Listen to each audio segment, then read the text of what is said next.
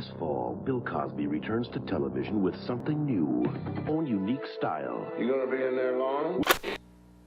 Norton Furniture is here for you. Now, seriously, if you can't get credit in my store, you can't get credit anywhere. My name is Mark, and you can count on it. 540, join. Join the fun. All have some. Blow it up now, give it a whack. Turn up the fun with Balzac. Hit it. Hello. I am sorry, but I must interrupt this show. Later, you know what it is. Hey, ham solo. It's time, baby. Low. Let's turn how we do. Hey. They said we said we hit. They said we said we on. They said we said we strong. They said we said we go. We say that you heard right. We say that you heard right. We say that you heard right. We say that you heard right. They said we said we in. They said we said we on. They said we said strong. They said we said go. We say that you heard right. We say that you heard right. We say that you heard right. We say that you heard right. Man, I swear that it's imminent. I've been going so hard on my penmanship. About to go in and buy me a whip. And I pull that shit fresh off the dealership. I can leave you on red like an Xbox. Got me laughing at you like you Red Fox. Got you chasing Hot Wheels like a matchbox. EA running the game and it don't stop. Super cold like I'm playing for Blizzard. Got you all in my sights like Red Dead Redemption. Never gonna slip on my pimpin'. Better get out my way, bitch, I'm on a mission. Really ain't no competition. I'm steady grilling opposition. I'm get up and ready to win. They can play it how they play, but fuck what you say. I'm getting this money today. Last of us like a dying breed. Down the ride like a noble steed. Fatality moves, I make it bleed. That's on any game, that's on any screen. Shut up and give me your money. They said we so lit. Even if I take an L, we coming back just to show that we don't quit. They said we hit. They said we said we on. They said we said we strong. They said we said we go. We say that you heard right. We say that you heard right. We say that you heard right. We say that you heard right. They said we said we in. They said we said we on. They said we said strong. They said we said go. We say that you heard right. We say that you heard right. We say that you heard right. We say that you heard right.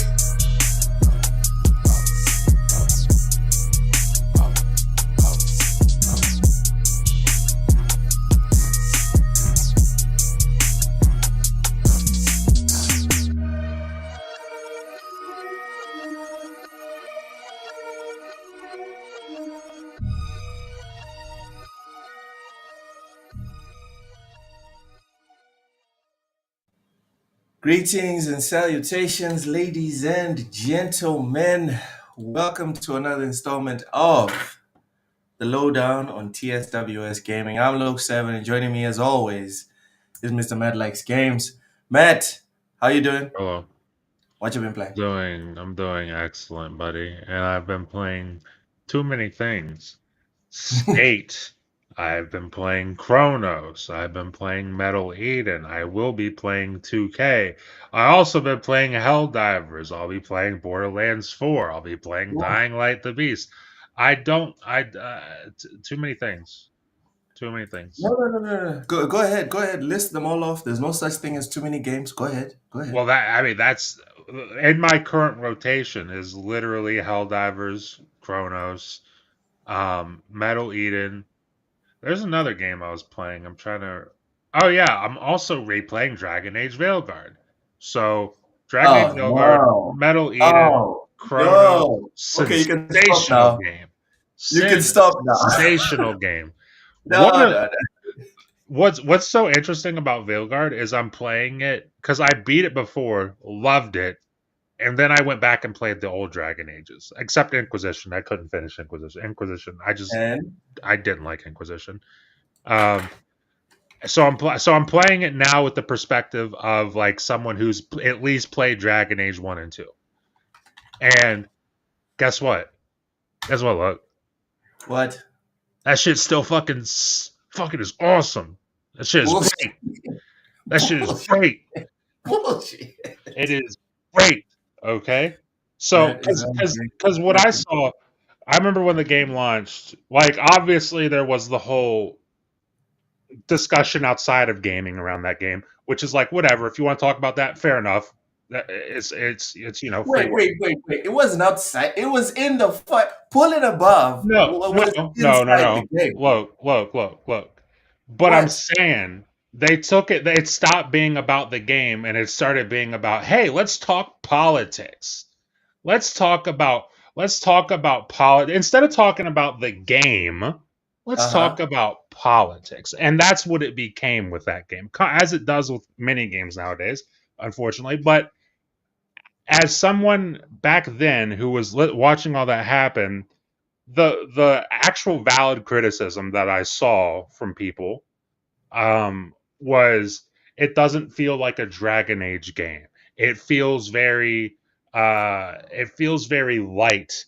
Whereas if you play Dragon Age 1 and 2, those are very dark games with very dark themes. This one doesn't have that. So Mhm. again, going back into it after playing Dragon Age 1 and 2, which they do have very dark themes, and very touchy subjects in those games, I'll say exactly what I said after the first time I played that game. It is somewhere in between those games, the original Dragon Ages, in terms of Uh-huh. tone. It's somewhere in Uh-huh. between those original Dragon Age games and Hogwarts Legacy. It's not quite as silly as Hogwarts Legacy, but it's definitely not as dark as the original Dragon Age games. It is somewhere in the middle.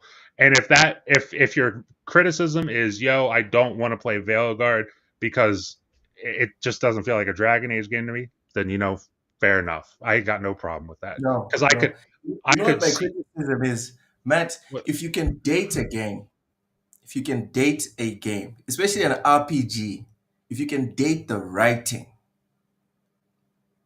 that's a okay. bad RPG. I mean An I thought it was RPG, great. when you get in, you need to be immersed in that world. Like Mass Yeah. Effect. Let's go with Mass Effect, right? Oh, you're Mass not Effect okay. is Mass Effect. Yeah. There's no conversations in Mass Effect that you can sit there and be like, yeah, this is definitely 2012. Okay. The whole of Mass Effect is just alien. It's alien. Okay. I agree with Skyrim. that. Skyrim. If you care about that stuff and you check the dialogue and the conversations in Skyrim, Uh-huh. it's an entirely different universe. It has nothing to do with us. It's just off in its own place. Okay. Dragon Age is 2016 and 2000 between 2016 and 2022. There's no way to not know when that thing was written and exactly what is being like referred to within that game. You Okay. That game, you can already see Orange Man Bad, uh, the whole movement of the flags, and all this other stuff in the game. You can feel it in there, and you're like, bro, I just want to be in a fantasy place. I'm not in a Yeah. fantasy place. That was a fantasy. Listen. I came away with the exact opposite. I came away thinking, again, that was awesome. And I'll tell you this: you're not gonna like this. I don't know if I told you this. Maybe I Yeah. did, but I don't remember the reaction I got out of you. And I'm dead serious when I mean this. Okay. So the first, I don't know, 25% of Veilguard, pretty weak, pretty weak. The gameplay Okay. carries it. The gameplay really carries it. And then you hit a point where the story starts picking up. You start getting introduced to new characters. You're doing the backstories and everything. It starts picking up. And then the final part of the game, I don't know if I've told you this, and I'm sure people are going to disagree with me, and I really don't care. Okay. The final mission where it tells you you've reached the point of no return, you can't go back after this. From that point on, Yeah. is probably and I love Mass Effect, and I love Dragon Age 1 and 2. Don't know about Inquisition.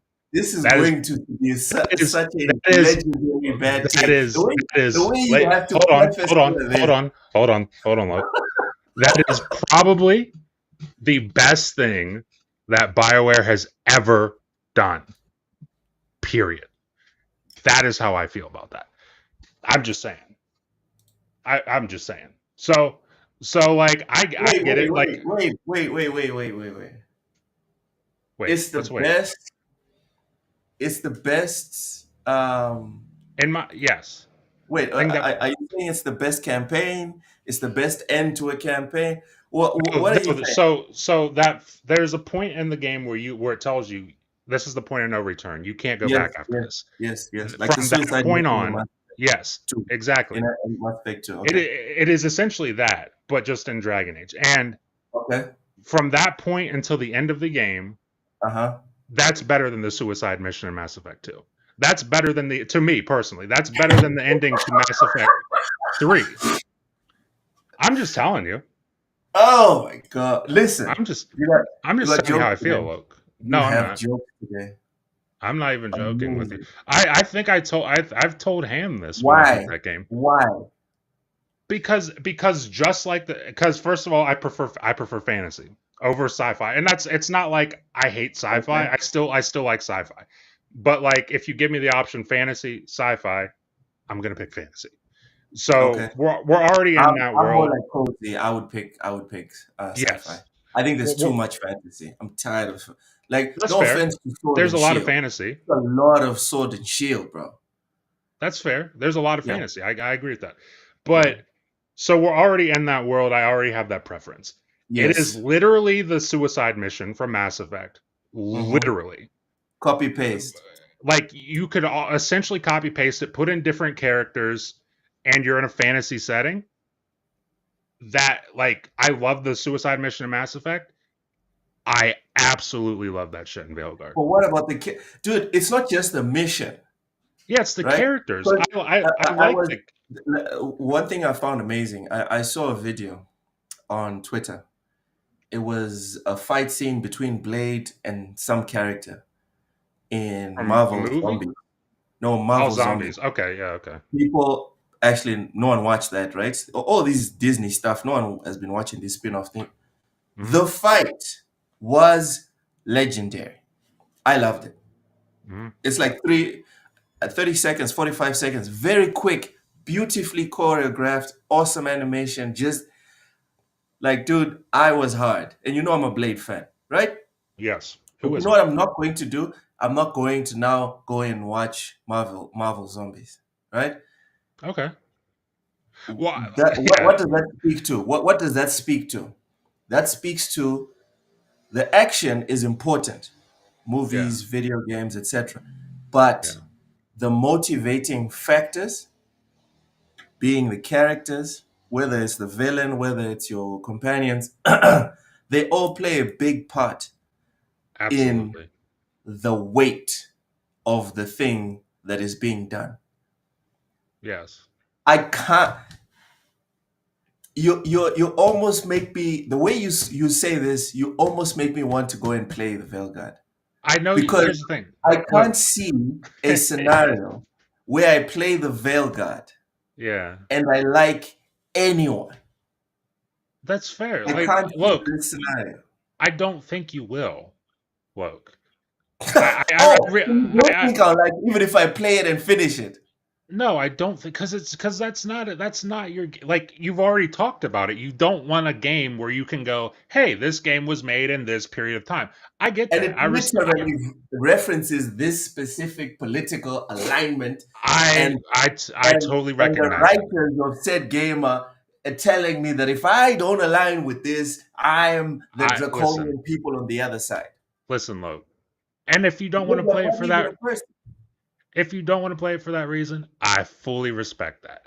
I fully expect that if you were to give this game a chance, you would probably come away thinking, hey, the gameplay is pretty good, but I don't care about the character. I fully expect that would be your opinion.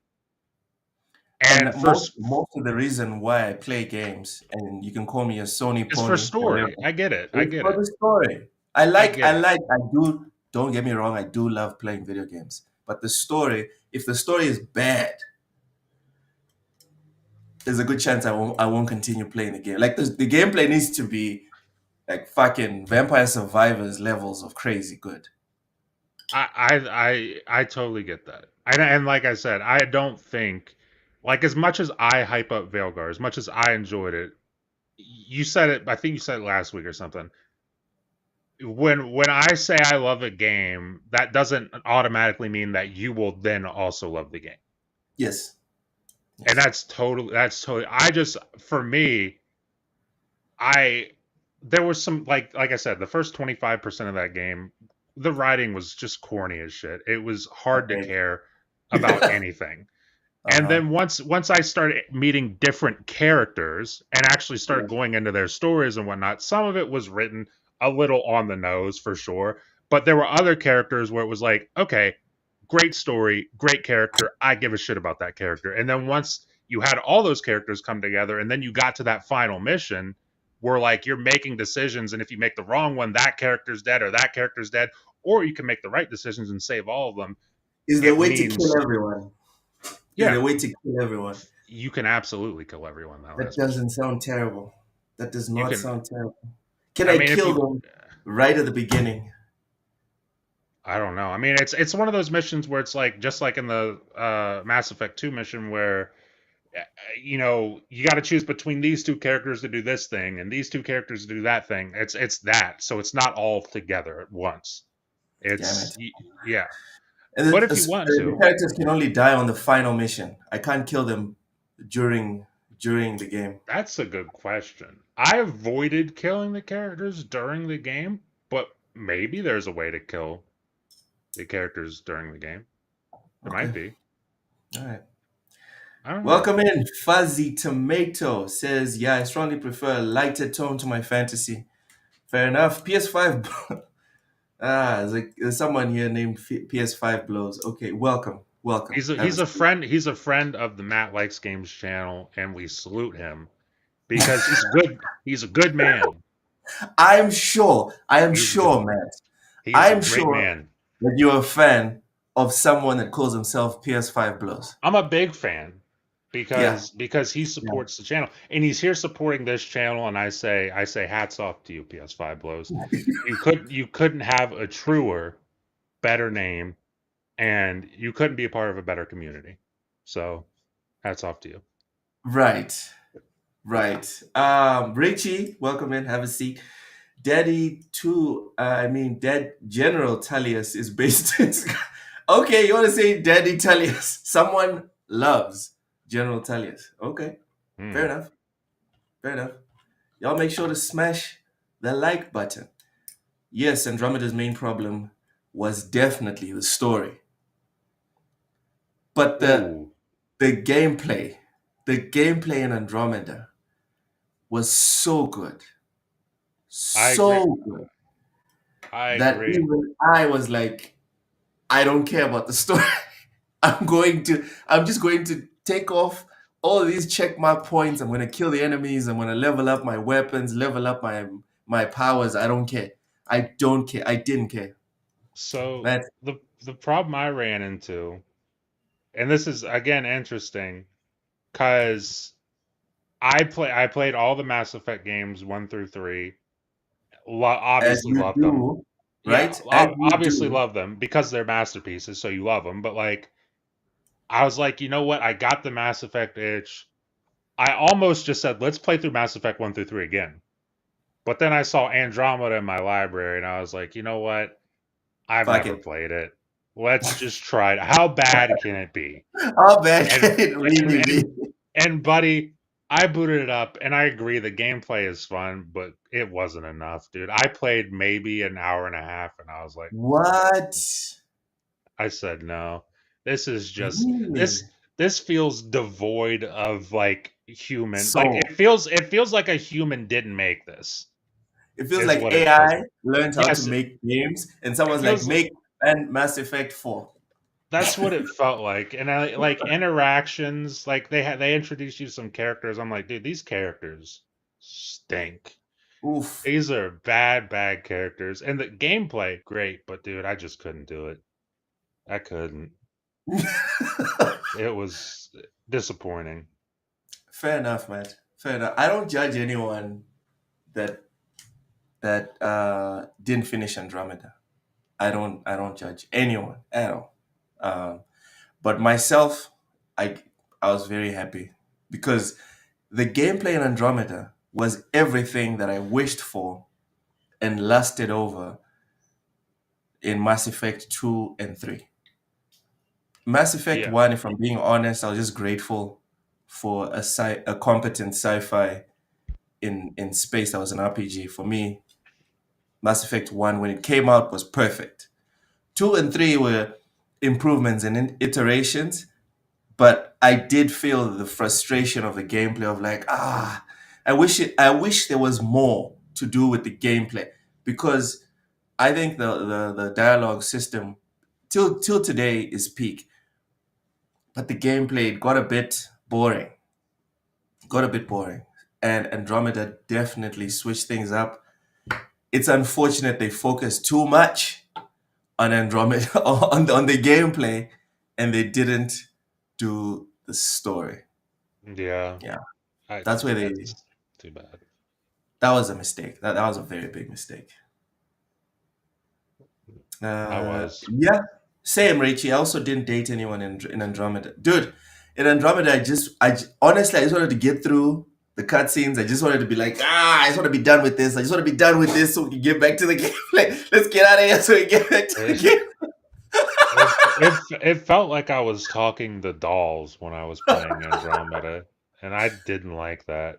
Yeah, yeah. There was nothing to like savor and look forward to, from being 1,000,000% honest. But I Yeah, finished it because the gameplay was so good, man. It was so good. I would suggest you go and give it another try, but it's not still trying to feel installed. It's still installed. Don't know it's if still I'll ever play installed. it. Yeah, Madness. it's still installed on my Madness. PC and my Xbox. This guy has it installed. Yep, Okay. Sure, bud. Sure. Sure. I haven't played it for like a year and a half. Uh-huh. Okay. let's get into let's just get into the news, because you broke my heart saying that you didn't, because almost every almost every Mass Effect fan that I know that I've ever spoken to powered through Andromeda, because the gameplay was everything they wanted in the previous Mass Effect games. Hey, God bless. I mean, the gameplay is good. Can't argue that. But the rest of Damn, that game is just doo doo. damn. Okay, let's get to the news. Let's get to the news. Oh, what I've been playing. Sorry, Yeah. I'm still crawling around Metal Gear Solid Oh, and Football Manager, or when Manchester United plays. Quick side note: Man United played this past weekend. We won. It was terrible.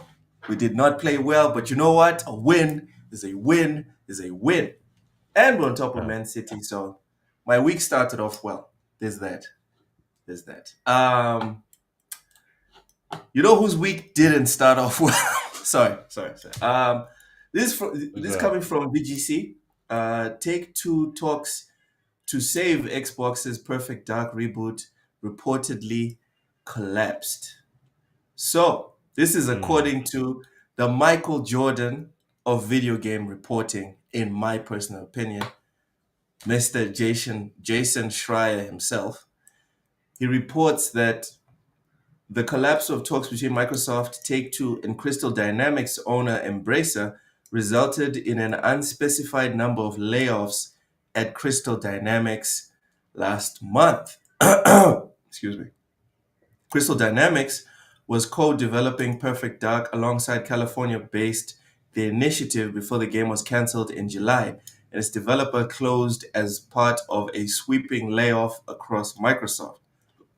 The game, a remake of the classic spy shooter from developer Rare, was announced in 2020 and featured in last summer's Xbox Summer Showcase. That was a bad move. It's a bad move, Xbox. According to Bloomberg sources, Take-Two was in discussions with Microsoft and Embracer to fund and publish the game, but the deal collapsed in part because the companies were unable to come to terms over long-term ownership of the Perfect Dark franchises. Representatives of Embracer, Xbox, and Take-Two all declined to comment. Matt, Yo. Thoughts? Uh, I need you to spin this for me, buddy. I need you to spin this for me. spin it how? How do you mean spin it? Spin it for your dearest Microsoft. From my dearest Microsoft? I Yes, mean, spin it. Why was this a good listen. decision? Well, it wasn't a good decision to All cancel. right. To cancel the game in the first place was, listen, and I'm speaking out of like uh bias or selfishness because I really wanted to see Perfect Dark come back. Ultimately, I And then that understand. preview was awesome. Yes, ultimately I understand why they canceled it because if we're assuming that that game gameplay, quote unquote, that they showed was fake, which by all reports it was, so if we're assuming that that is the case, it would make sense that they would cancel the game because let's be real, it's been 5 years and all we saw was some fake gameplay. That's Um, crazy. so again, that's understandable. I'm not really uh, upset at that outside of my own selfish reasons that I wanted to see the game.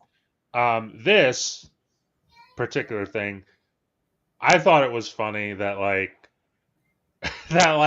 it's the way it's worded is like Crystal Dynamics was in talks with Take Two, and like Crystal Dynamics just fucking hijacked the IP and was Yeah. like we're gonna sell it behind Microsoft's back. And then Microsoft stopped them. That's what the headline kinda, yeah. Exactly. I was like, wait, how did they get the IP? How did they get rights to the game to then go negotiate without Microsoft with Take Two for this? But I don't know. I'm sure there's more to this story. But like I just it sucks still. The game's not gonna exist. It would have been cool, honestly, to see, uh Take Two's vision for Perfect Dark. I wouldn't have been mad at them having that. And quite frankly, like, I saw Ty mention like people are shitting on Xbox for this. I don't know about shitting on like. I mean, I'm not gonna shit on Xbox for this. He's right. He's right. I'm I didn't bookmark it. I should have done it. yeah, But he's right. I saw people trying to make it into Xbox bad situation. And I came to the same conclusion as Ty. Maybe because we've been around lots of like corporate stuff, but everything he said here, I 100% co-sign. All these losers attacking Xbox, well, not 100%. I don't think people are losers for trying to spin this into Xbox bad. All right, I don't think that. But the rest of his comment, I agree with. How about both parties? Three parties, as we see in the article. There were three parties involved. All three parties negotiated, and they couldn't come to an agreement. Nothing yeah. malicious there. No, that That's all it was. yeah, that's kind of how I feel. Like I think it's kind of I think at worst it's kind of silly that Microsoft wouldn't sell the IP. I guess I guess I could understand it from their perspective. Also, like I mean, I'm sure it's not like Satya Nadella gives a shit, but like I'm sure at some level people within Microsoft and specifically within Xbox probably didn't want to sell that IP just because they still own Rare and that is Rare's IP. And it would kind of seem like a shitty thing to do. Maybe from the eyes of somebody who's been at Rare or Rare veterans who are like, yo, that was our IP. You just fucking sold it to Take Two. But you think Microsoft cares? Exactly. Well, that's what I'm saying. The That's new what I'm Microsoft, saying. you think they would care about something like that? That's what I'm saying. I'm sure some people within there do. I'm sure Satya Nadella, whose choice it is at the end of the day, doesn't give a shit. At He all. doesn't care. But like, I think there would have been some optics like that to look at. But ultimately, this isn't like it would have been cool to see. But I'm once they said it was canceled, I'm kind of already over it. Just the same way, like there was that report that Contraband had a chance at being revived, or maybe it's still done. I don't know, but they're shopping it around or something. It's like, if you get it, then that's great. If not, then I've already kind of accepted your game's been canceled. It sucks, but like, yo, it kind of is what it is. I don't know. I don't know what else there is to say really. I wouldn't shit on Xbox for this. I really wouldn't shit on Xbox for this. Yeah, I would agree. Let me do a quick search. Maybe there's still people. Let's look for some reactions. Let's look for some reactions on the whole Perfect Dark thing on Twit. Oh, I'm sure there's tons of people. Oh my god. I'm sure there's plenty of people. The first result, ladies and gentlemen. The first. I thought I'd have to like scroll. No, yeah. The first result. Player Essence says Xbox has done irreparable damage to the Perfect Dark brand. It's been 20 plus years since the last game, and they got companies fighting over who would own the IP. This is ridiculous. Okay, maybe this is a comprehension thing. Maybe this is a English language thing. I don't know. What the only part I would agree of this is that Xbox has underutilized a lot of the IP that they have, especially the Rare IP. Well, yeah, but That's the one thing that I would agree with. and that's a problem with all of their IP. Yes. I mean, like, I know it's Perfect Dark because Perfect Dark is in the news, but that's just their IP in general.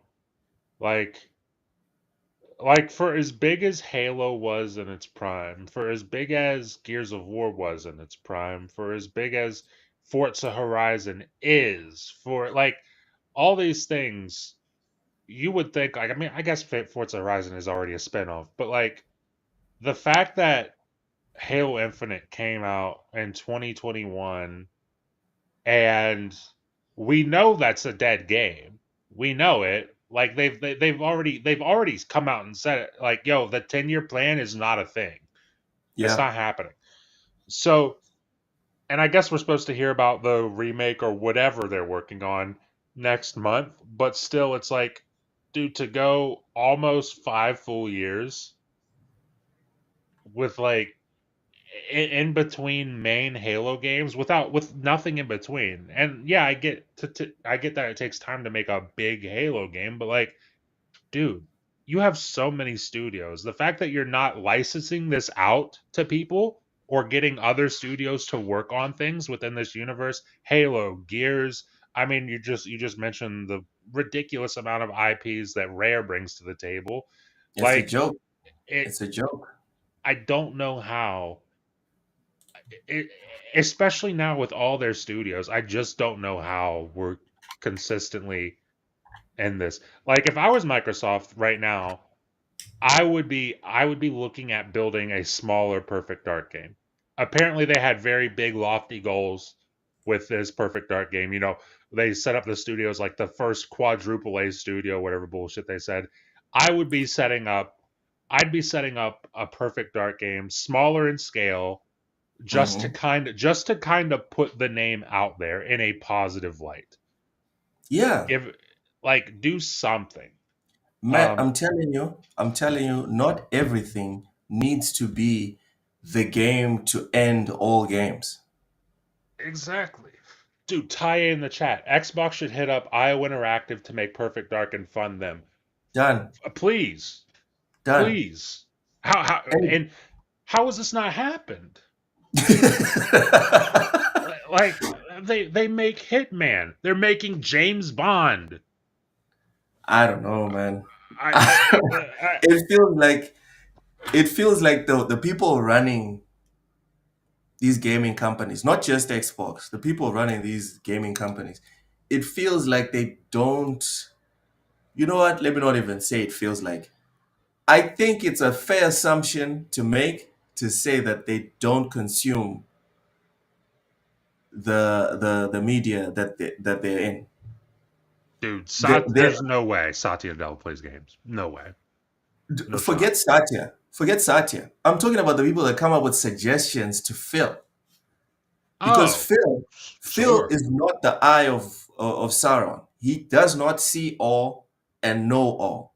He Yeah. needs people to be spitballing the type of stuff we're spitballing right now, to at least put it on the ground and see if it works. Talk to someone, negotiate, make some calls. These these are like gigantic, super unforced errors at this point. But Yeah. for some reason, you come on this podcast, you go to K Mega's podcast, you go on K Asante's podcast, you go to a whole bunch of people's podcasts. They're telling you what to do. It's simple. Yeah. I don't see why.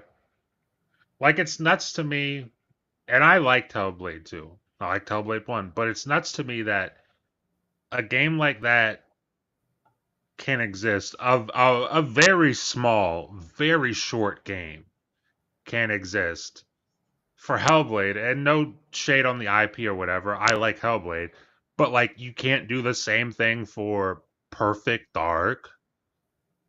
You can't do the same thing for Gears of War, for Halo. You can't make a 5 to 8 hour game. I I I don't know why you can't do that. That seems like easy money. Imagine them making like a sequel to ODST, especially after all this Helldivers hype. A sequel to ODST doesn't have to be big game. Can be, call it 7 to 8 hours long. You charge 40, $50 for it. And put a Helldiver skin in there for people to buy if they want, motherfucker. Make it $10. It's just it would print money. It would especially now that they're on PlayStation and like everywhere. Put it on Done. Nintendo. I don't give a shit. It would print money. But Um, I don't. They just don't feel like they don't feel like making money off of big yeah, IPs for some reason. yeah. I So don't so know. this guy is wrong on this tweet that he made. We agree on that. But in terms of leaving a whole bunch of IPs dormant, there's no disagreeing with him on that one. Next, we have K Mega, friend of the channel. Friend of the channel is live right now talking about the Perfect Dark situation, specifically with the Xbox community. So obviously, as you retweet it, obviously, y'all make sure to smash the like button and subscribe to K Mega as a big friend of the channel. Next, Synth Potato says, pretty depressing to learn we could have gotten Perfect Dark if Microsoft and Take Two didn't squabble over copyright. I think this game could have ended up great if it was allowed to develop under better publisher like Take Two. Rip Perfect Dark. Ah, man, I was with him for most of it. I was with him up until the copyright part. This thing about, oh, but no, it would have ended up better if it was under Take Two. I don't 100% agree with this one because first off, Take Two is not the Take Two that a lot of people romanticize today. The current Take Two is the one that will release one game in a decade. So there's no guarantee this thing comes out. That's unfair. Look, it was 2 games. Red Dead 2. Yeah. Well, It's, what I'm saying is that the average is trending down. Because if you look at what they did in the decade yeah, I know. before, it was less. And then the decade before, dude, the average is trending down. The Yeah, profits are exploding, but then average sky is high. trending. Yeah. Uh-huh. So thoughts on this tweet, Matt? Uh, like, so my gut instinct is to kind of agree. With the But whole tweet? also, yeah, with the whole tweet. But then also to your Interesting. point, I mean, I, I don't know. Like, I trust Rockstar when it comes to making Grand Theft Auto. When it comes to making Red Dead Redemption.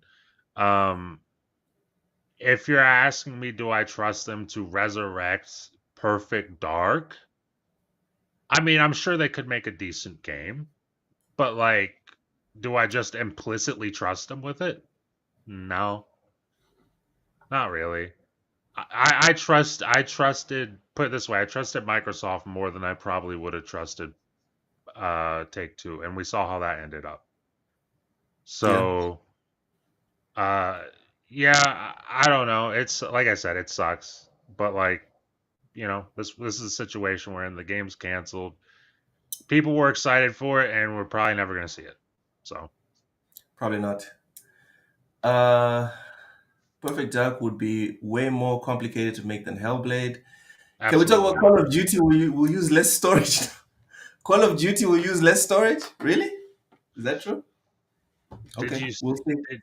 did you see any other bad Xbox news, Loke? Any? I'm being No. serious. Did you happen to see any other you didn't see any other bad Xbox news? Um, no. Oh, well, let me What fill else you is in. happening? Let me fill you in, buddy. Oh no. So One slasher, Dave Easy, welcome in. Smash the like button, boys. Go ahead, Matt. if you're in the Xbox Insider program, Which I you know. got an update last night, and this happened Uh-huh. to my buddy. This happened to my buddy Bill while he was in Discord with us. Okay. That essentially bricked his console. So what happens, and there's a way to What? fix it. There is thankfully a way to fix it. But from what I've seen, Xbox support has not said anything about this. But the way to fix it, if this happens to you, is to go on your PC or whatever, like a laptop, whatever you have access to. Go to the Uh-huh. Xbox Insider program and remove your console from the Xbox Insider program. Uh, What?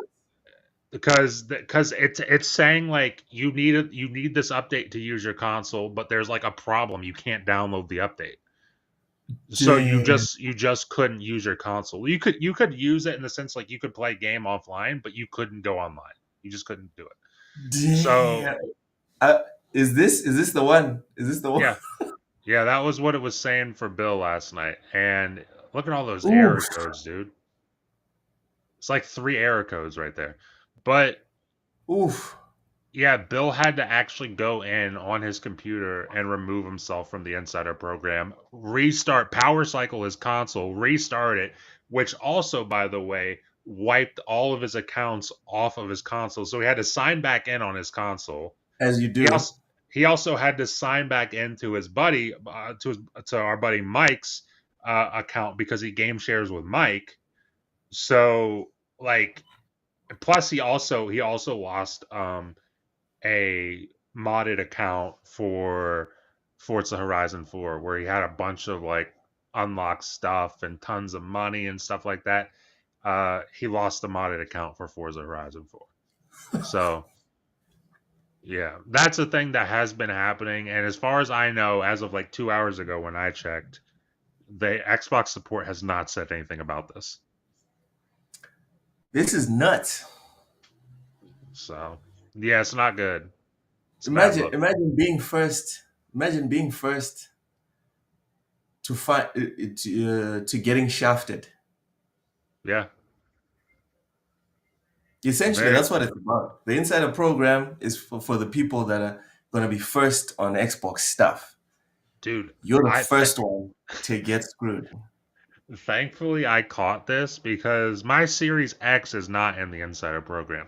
My Series S that's right here is. Uh-huh. And I went into my settings. I was like, "Wait, I didn't get a console update." And I saw it's like your console update's ready and I'm like, "No, the fuck it's not." And and I went into my Insider hub and I removed that console immediately from the Insider program. And thankfully I did not get that update. But yeah, I would double check if you want to do it just to feel safe. Remove yourself from the Insider program, but I would double check that your console is up to date. And if you have an update and you are in the Insider program, do not update your console. Good stuff. Good stuff, man. Yep. Lots of Xbox positivity over here. Jeez. Someone commented. This is a nice comment. Says need to make online play free. It's ridiculous. We are paying for garbage. Matt, No. quick aside. I think it's crazy that console players need to pay to be online. I agree with you, and I think that's going to stop. Next generation, that stops. At least for Xbox. I don't know about PlayStation, but if I mean, there's a rumor PlayStation's going to have Steam on there as well. So I think if you're going to have Steam on either of these consoles, Yeah. you cannot be charging for online access on your games, because at that point, why would I buy a game on your platform as opposed to buying it on Steam where I don't need to pay for online play? Why would I do that? So figure out another way to charge me a monthly fee. Like Xbox has Game Pass, PlayStation has PS Plus with the games and whatnot. Figure that out. But PS like, Plus needs to improve significantly, Matt. Because yes, it has. Game Pass has value in and of itself. Game Yes, Pass, you could remove the internet requirement right now. People would still pay for Game Pass. yeah. No one's paying for PS Plus exclusively for the games on PS Plus. I'm Well, sorry. I'm talking about like your PS Plus Extra or something like that. Because if you took all online out of the base PS Plus, you're right. Nobody No one's would pay paying for for that. that. No one's paying for that. You're essentially paying for like, what is it, 3 or 4 games a month. One Ugh, of them might be good. ugh. Tell us, Yeah. Ray, welcome in. Smash the like button. Get comfortable. Get comfortable. You know what? You know what I'm happy about right now? You brought me the bad Xbox news. Yeah. This is not on me at all. Well, well, I mean, it happened to my buddy, and I figured like this is one of those things that you see. It's like, God, it's like, damn, that sucks. But thankfully, it hasn't happened to me. And I just remember playing, and my buddy Bill was like, "So my Xbox is completely screwed. I can't use it." And he had to look on Reddit for like an hour and a half to find the answer to his the solution to his problem. So I figured I Damn. put it out there because it is a big problem that a lot of people are It experiencing. is a big problem. If you're on the insider program, do not get shafted. Do not update your console. Please don't. Yeah, yeah. Fuzzy says, I'm not expecting to go away. The people who just buy Madden or COD every year will pay for multiplayer access. That's the thing, Fuzzy. Like Matt just said, if Xbox and PlayStation do what they're rumored to be doing for the next console, which is making Steam available, then people can pay for Call of Duty, Madden, FIFA, etc. on Steam and Yeah. just play the game For less money, by the way. for less money. So you got to have something like, it's already an uneven playing field, Steam versus Xbox, because they already get games for less money. Yes. One of them has free online multiplayer, the other one doesn't. You, at that point, you need to make your multiplayer free. That's Yeah. just something that has to happen. Yeah. Because as soon as people find out, and it won't be like a instantaneous thing, it'll be a gradual defeat, in my opinion. Like one person will find out, no, but if you buy Madden on Steam, you're good. Then they'll be like, what? What you mean I'm good? Like, yeah, you don't have to pay for internet. Like, oh, okay. That's $10 that I'm not paying anymore. Done. That's now Netflix, Disney Plus, etc., etc. That's the gym membership. Yep. That one person is a dedicated COD fan. You told that one person, I promise you, that one person will tell 3 other people. And those 3 other people will tell 3 other people respectively. It's not going to be pretty. Yeah. I mean, Uh, plus also there was the rumors earlier. nah, bullshit. Bullshit, Ron. Bullshit. That's not happening. Ron Slasher is saying Steam is going to charge for online. Bullshit. Wait, what is No, it? no. Ron is predicting that Steam will charge for online on those specific games. I don't see it. I I don't see mean, gaming doing it. I Nope. mean, if Steam charges, first of all, I mean, as a consumer, that would suck, but also like as kind of a psychopath, that would be kind of hilarious. Um, it Yeah, wouldn't be good. It would not be but if you good. look at past performance, but if you look at past performance, Yeah. is Steam the company that's gonna sit there and be like, yeah, let's charge these motherfuckers. Fuck it, let's charge it. No. Come on, They're come on. almost certainly not. What are we doing? But there was also the rumor earlier this generation that paying for online was going away. Like that was a rumor back in like 2022 or 2021 or something. Who was spreading that rumor? Because I never heard that one that it was going Dude, away. that Like, was so that started with the people in the Xbox community, and then I think it got out to like bigger reporters and publications. I can't remember specifically, but it was like people were addressing the idea and the rumor that Xbox Live could possibly be going away as like in terms of paying for online. It didn't happen, but yeah, there was that it was that rumor. we found out that that shit tier was going away. What was it? Xbox Gold? Xbox Gold. Yeah, God damn. Gold they has never been so worthless than they when said Xbox was slapped on it. they tried. What was so funny is they tried. They said, "Hey, Xbox Live Gold, instead of like $50 or $60 a year, now it's 100." And then they're like, "Here's Gears 5 and Xbox games with gold." And everybody was like, "Go fuck yourself." And they're like, "Okay, yeah, our bad. That's on us. We're sorry about that, guys." Oh my goodness. Someone said they were like, you know what, if we put Gears 5 on it, This will shut um, them up. people are gonna love this. This will They're gonna shut them adore up. this. If we put our one of 5 big games we had last generation on the service a couple years later, they'll They'll definitely eat take this shit this. up. Yeah, essentially that's what it was. Um, yeah, yeah, Richie. Dude, Xbox found a way to make gold worthless. They Yep, figured it out. Throughout they the did. entirety of the human race, gold has never been worthless. Xbox made it worthless. Mm. I mean, that's impressive. I'm impressed. Moving on, since we're done with the negative Xbox news, Matt, please don't give me more Xbox news that's bad. All right. What's this? Metal I Gear. Oh my God, look at this. It says your Metal Gear Delta runs smoother on Series X than PS5 and Pro, but the Series S is hard to recommend.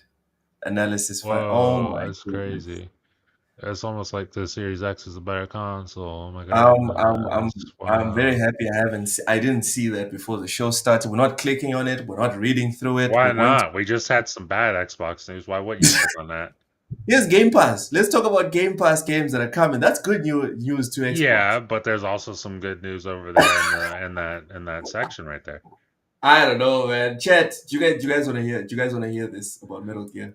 I mean, to be fair, it is Metal Gear. Nobody cares about that. So All chat's right, fine. Let's talk about Game Pass. Let's probably talk gonna about say Game. no. But I'd like to hear that the Series X is better than the PS5 and stuff. All right, let's make this quick, Matt.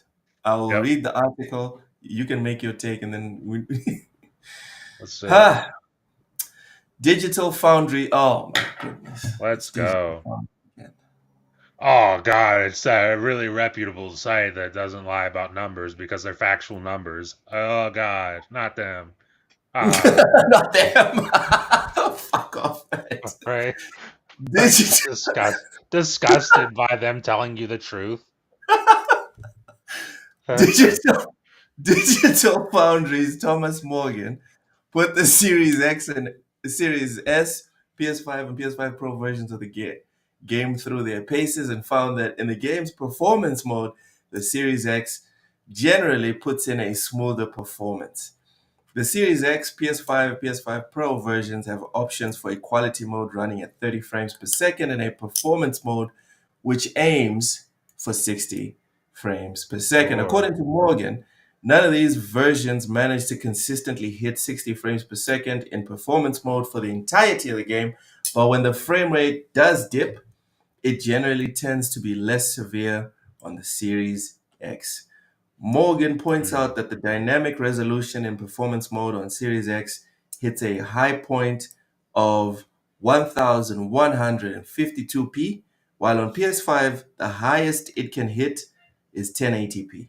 Likewise, in quality mode, the lowest possible rendering resolution on Series X is 1152p compared to 1080p on PS5, suggesting both modes can look fractionally sharper on Microsoft's console. Matt, Yep. That's interesting. yeah, I think, I mean, like jokes aside, it really was like back when the consoles launched, it was like widely accepted and known to be a fact that the Series X was more powerful than the PS5. Not by like a gargantuan amount, but it was just a widely known thing that it was more powerful. And this is one of those situations. I mean, they have the same CPU, but the GPU on the Series X is a little bit better. And because GPU is very important in Unreal Engine 5 games, you get a better game on the Series X. Which is funny because if it's Unreal Engine 5, the Pro having a better GPU than both of them, like, should be blowing this out of the water. So the fact that it's not just, I don't know. Dude, I don't know what's wrong with the PS5 Pro. That's just confusing to me. Because there's so many games that, like, should run so much better and look so much better, but they just don't. And in fact, they often run worse. this is not the first report. Yeah, you're right. You're right. It's just, that's shocking to me. I don't understand Something's why off. that's happening. There's no doubt that something's off there. Yeah. I don't know. I don't know what it is, but It's that liquid metal. It's that Sony sure, magic. sure, Matt. It's Sure. that PlayStation fairy dust. Chloe Zander, welcome in. Smash the like button. Oh, Subscribe if you're new here. Welcome to please. TSWS. And thank you. Fuzzy says we should talk about how a 20-year-old remake is more expensive than the original. Yeah. Fuzzy, you need to relax. Is this a $70 game? Yes.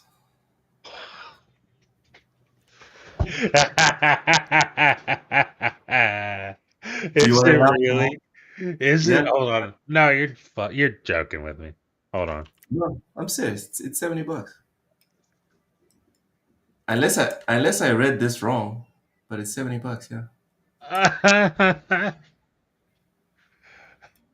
Bro, that changes my whole, like, I already had a not awesome outlook on this, but that changes it.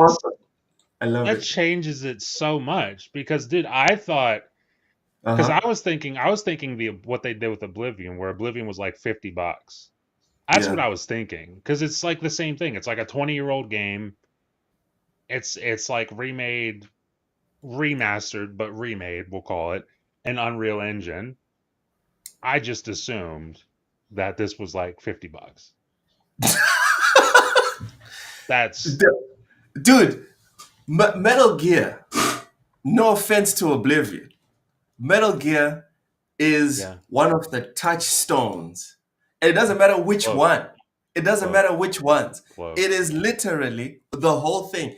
It is Yeah. one of the touchstones, Yeah. the building blocks of what video games are today. Yeah.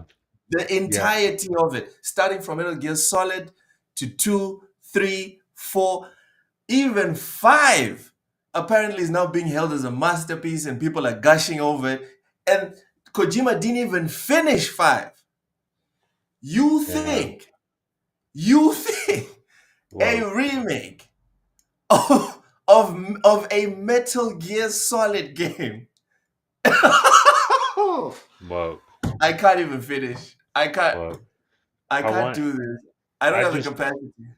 I just want you to know Oh my that god. you are talking like you started that off with like something like all respect to Oblivion or whatever nonsense you said. Like you're saying that as if Oblivion also wasn't the cornerstone, just like Skyrim wasn't the cornerstone of what we Uh-huh. now know as open world games. You're saying that like it wasn't the template. You're saying that like it wasn't one of the biggest moments in gaming history. You're saying that I'm like it was saying. just.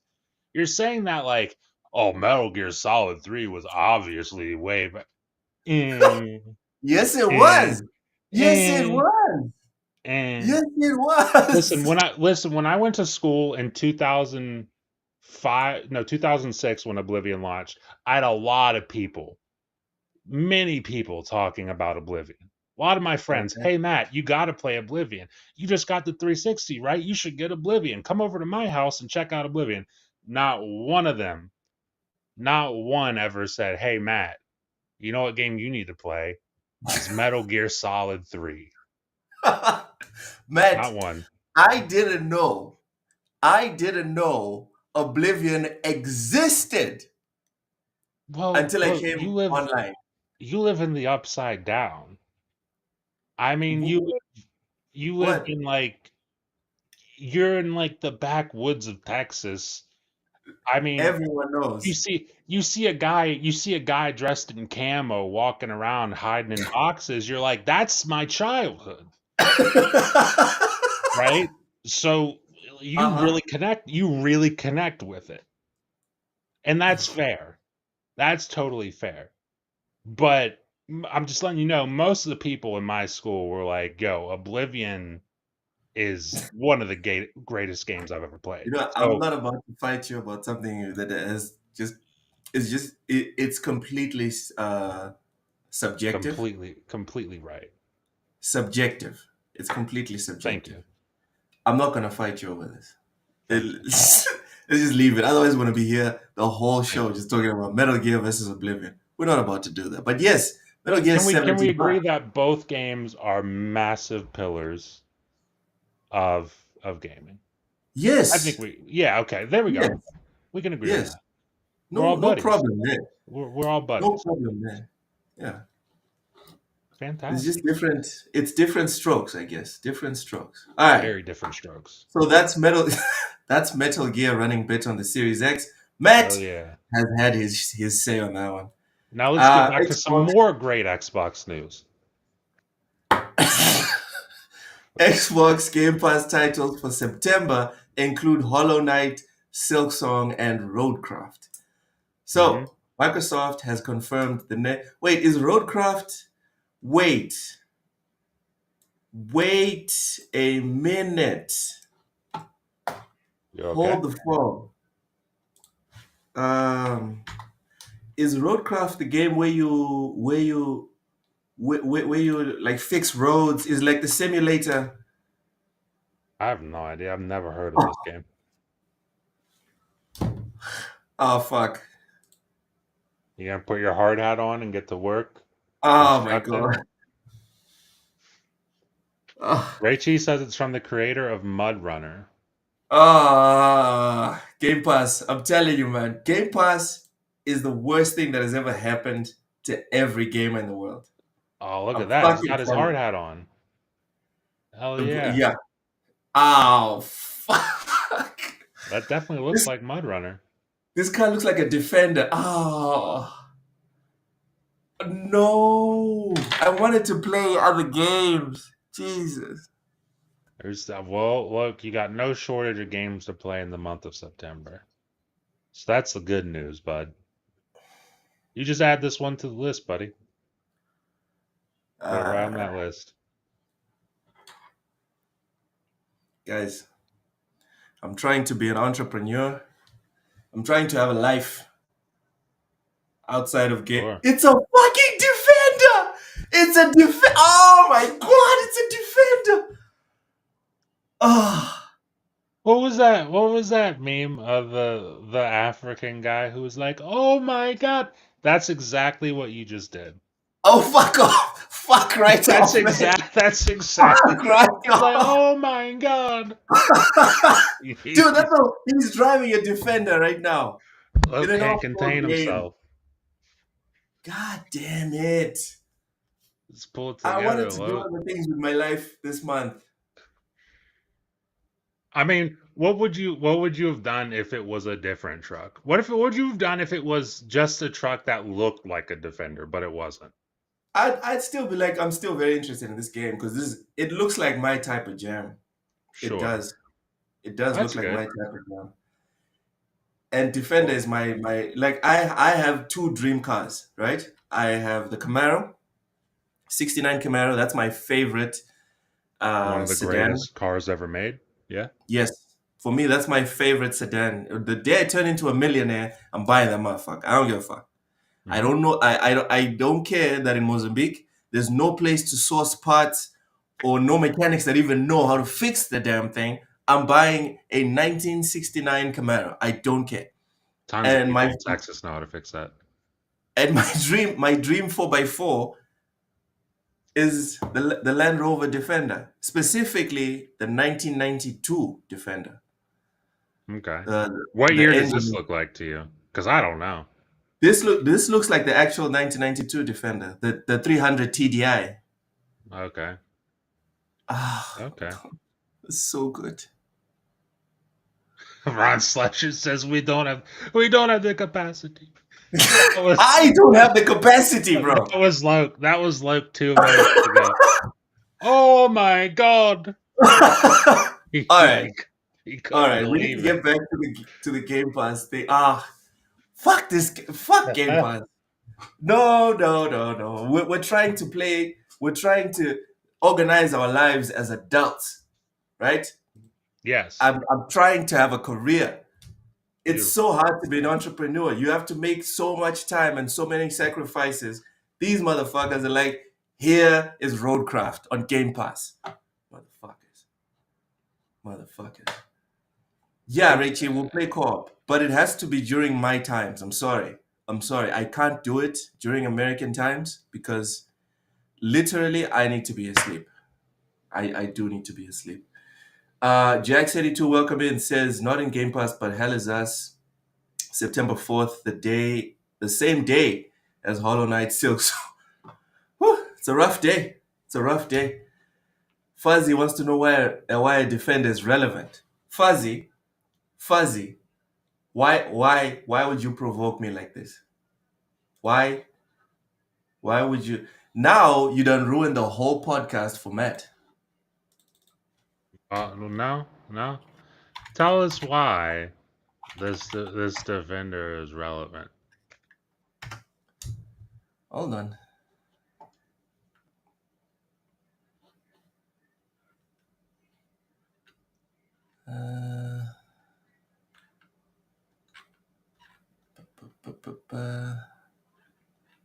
Hold on. Here we fucking go.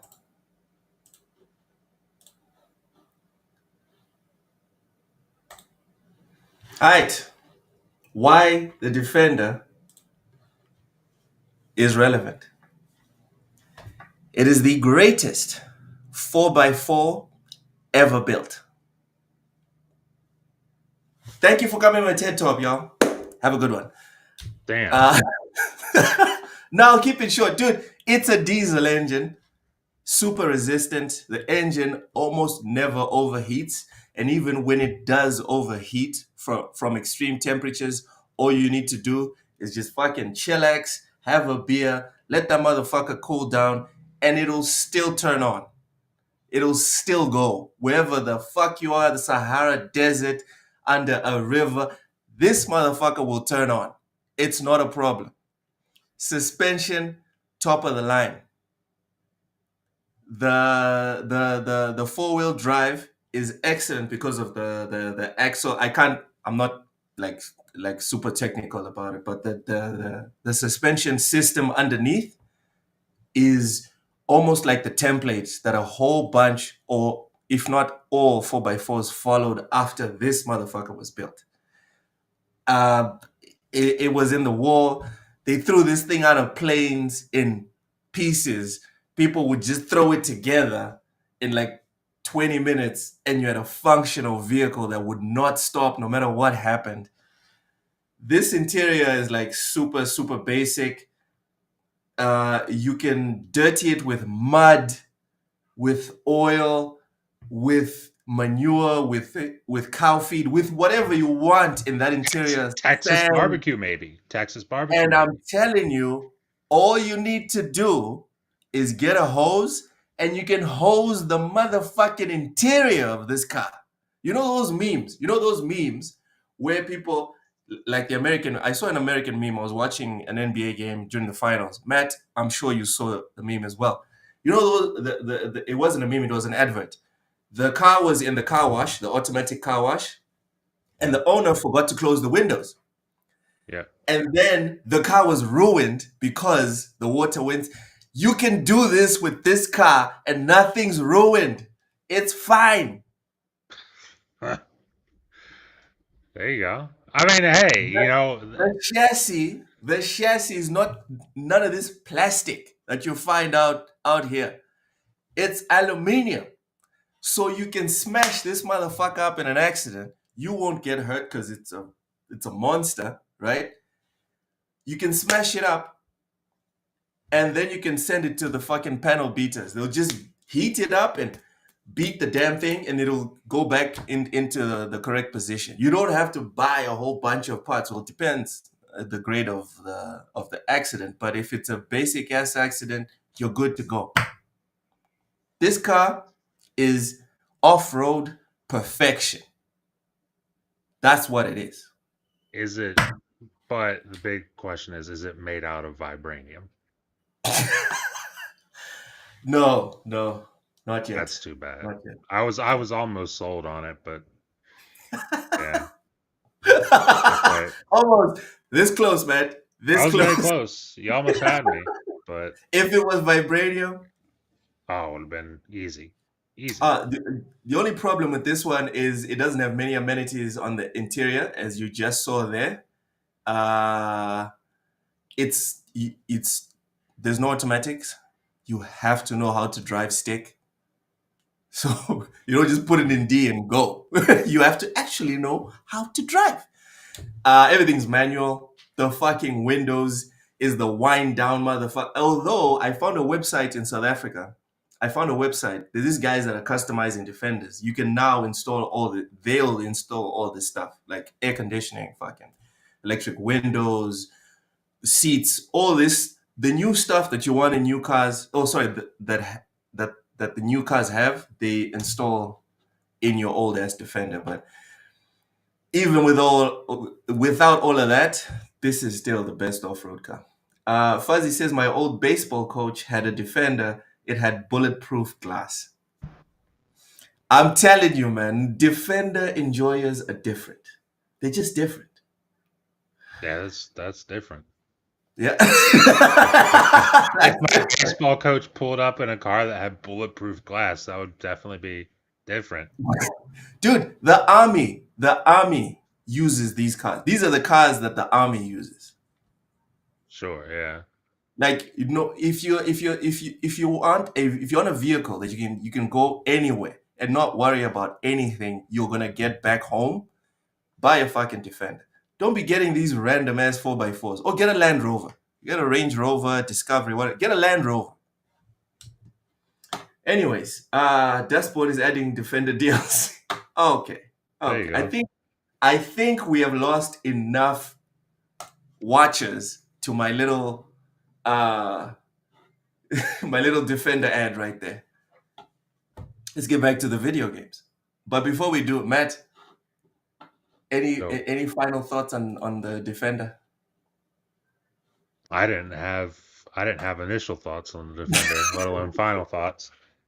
So I'd have to say no. I'd have to say no. No. Not interested. None, not at all. Listen, not everyone is blessed with wisdom. It is what it is. I'm a very smart man, Luke. Very, very smart.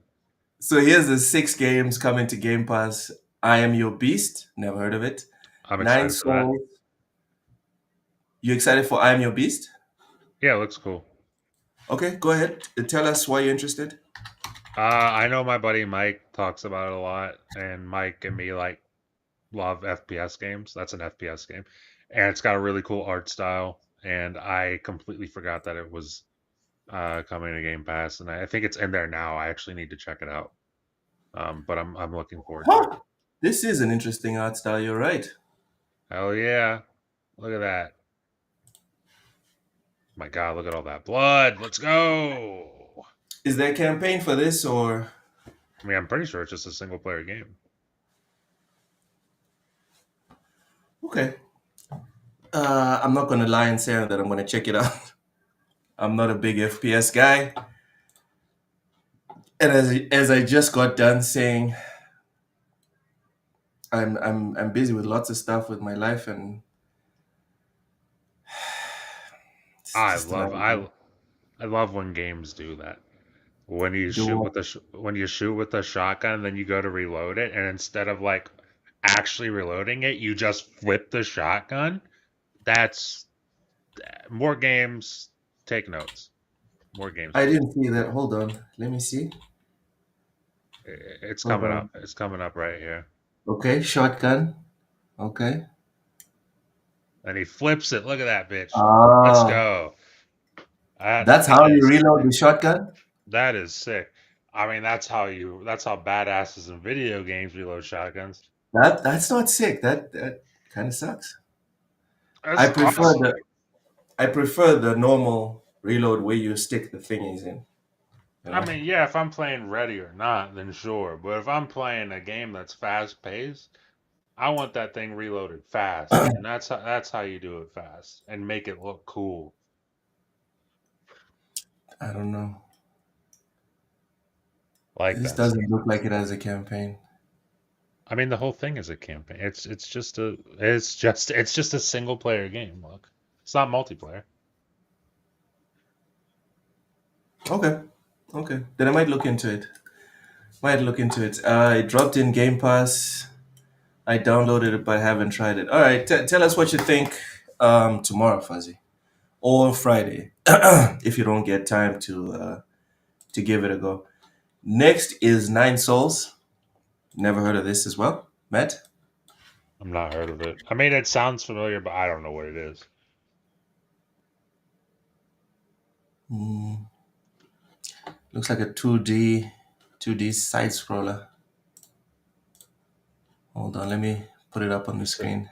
2D side scroller. Let's go. Yeah, there it is. That's the game. That's Nine Souls. I mean, I'll probably try it. I don't know if I'll beat it, but like I'll give it a shot. There was a comment. There was a comment. Now that you were talking about trying, and I was also saying I was going to try the shooting game just now. I Am Your Beast. Um, there was a comment made by someone at Xbox. I'm forgetting who. That apparently a lot of Game Pass users jump on for 5 minutes and bounce, and people tried to make it sound like it was a bad thing. And I was like, No, yeah, that's why we pay for Game Pass because I don't want to spend $30, $40, 50, 60, $70 on a game not like what I purchased and then now sit there and be like, do I really care enough to go back and negotiate for my refund? exactly. That's the point of Game Pass. It's the whole That's point.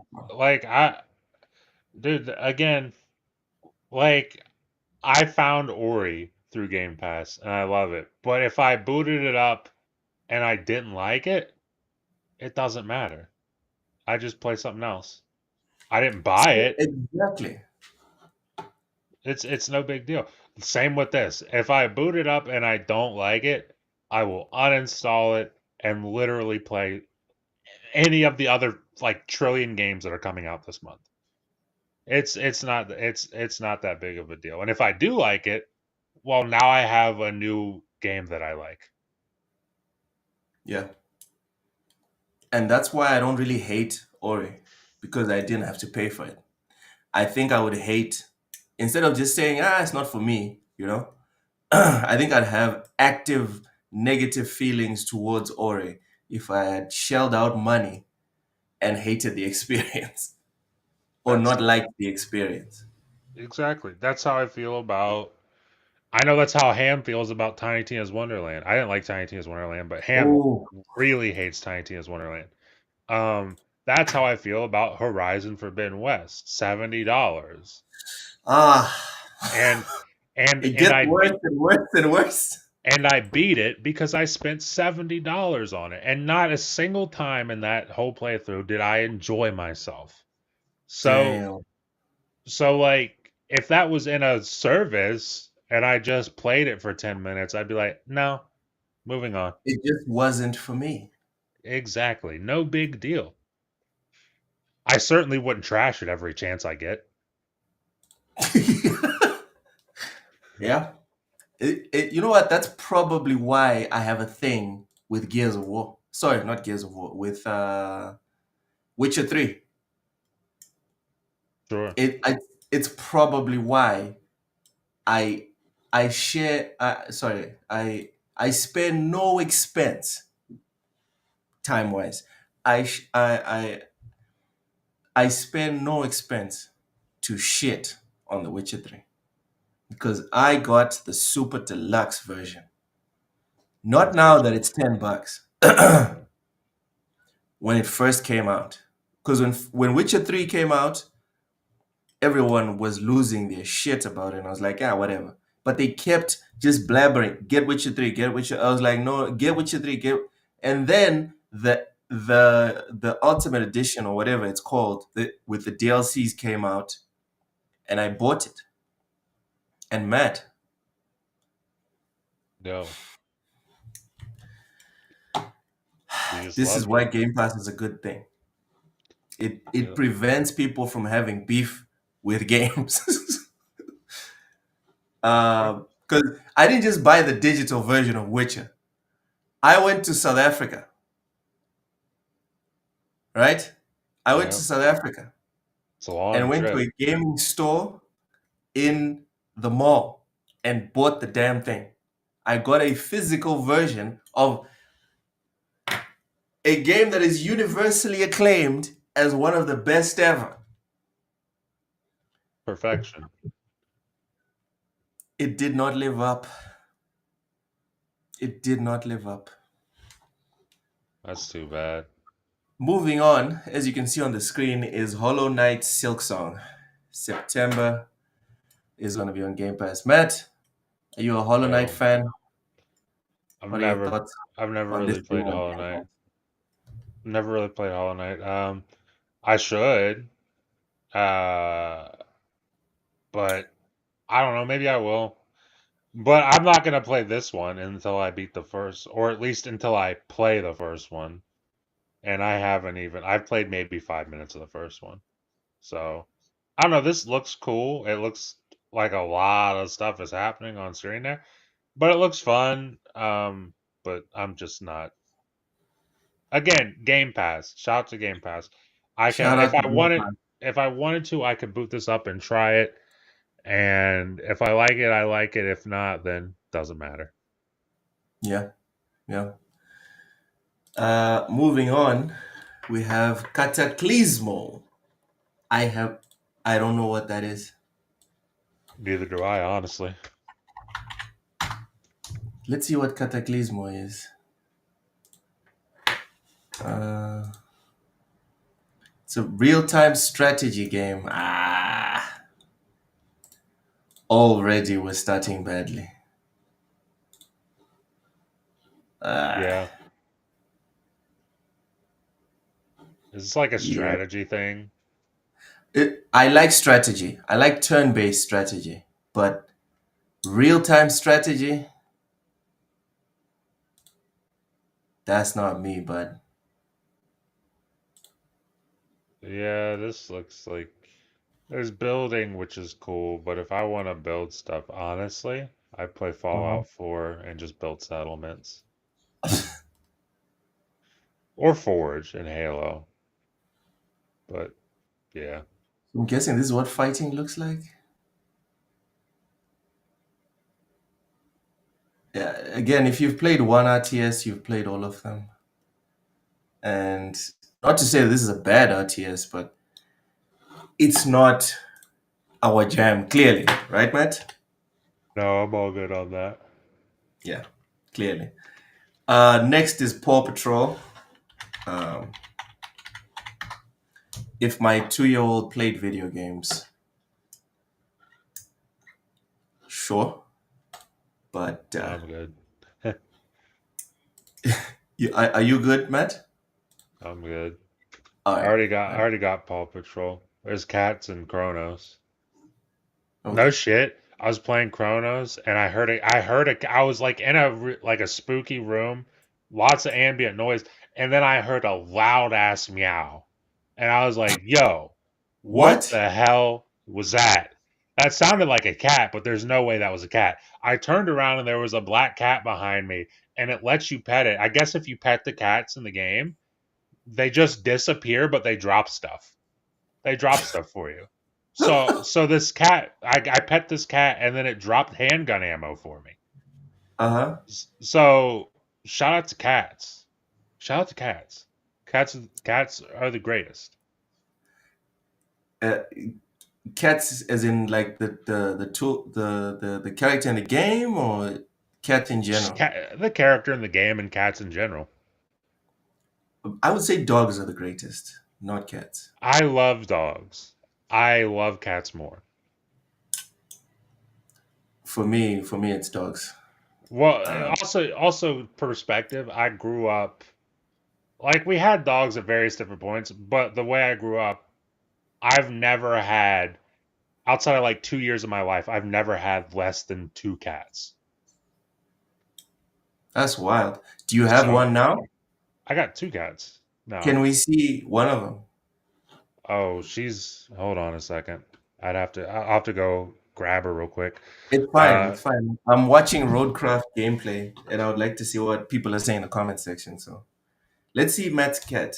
Let's see. Reichi says, I wouldn't have ever played Yakuza if it wasn't for Game Pass. Facts. Same here, brother. Same here. Dude, Yakuza's been going on for a long time. I saw Yakuza back on the Xbox One gen. No, was it PS3 gen? Point is, I saw it a long time ago. I was like, that looks interesting. But I didn't give it a fair try. I was not willing to buy it. It was always on the back burner. Like, yeah, I'll play it one day. Oh, there's a hammer in here. Nice. Um, but yeah, I never actually gave Yakuza a try. Game Pass put Yakuza 0 in the service. I gave Yakuza a try. I love the series. These bastards put all of them on the service. As I'm playing through them, they announce that they're going to take them off, and guess what happens? Now you have to buy all the damn Yakuza games.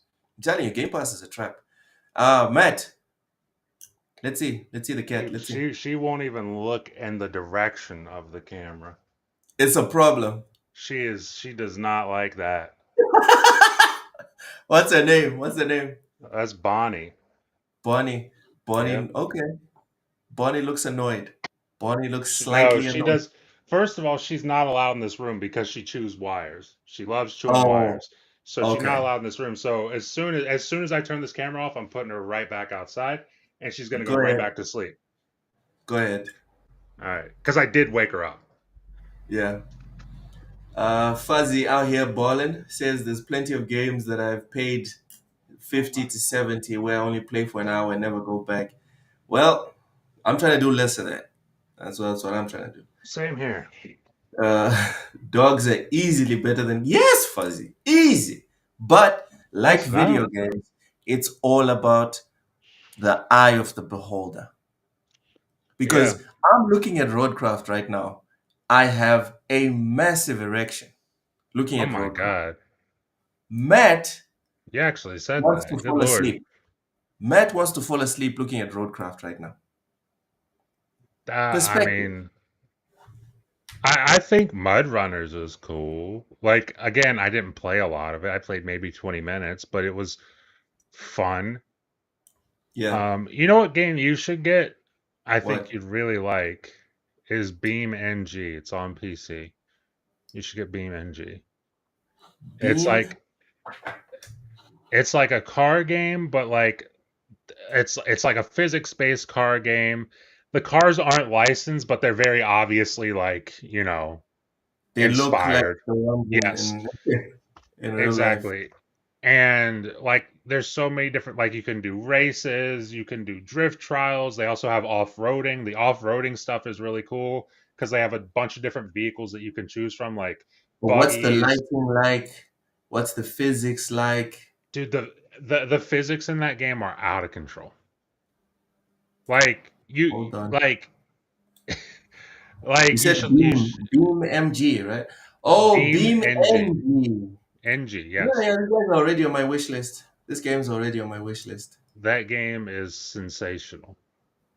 Yeah, I found it very quickly when I got on Steam. But again, like I've told you before, brother, I don't want to sit there and do what I've been doing for years and years now. I don't want to do that anymore. Like I'm done buying stuff just to sit on it.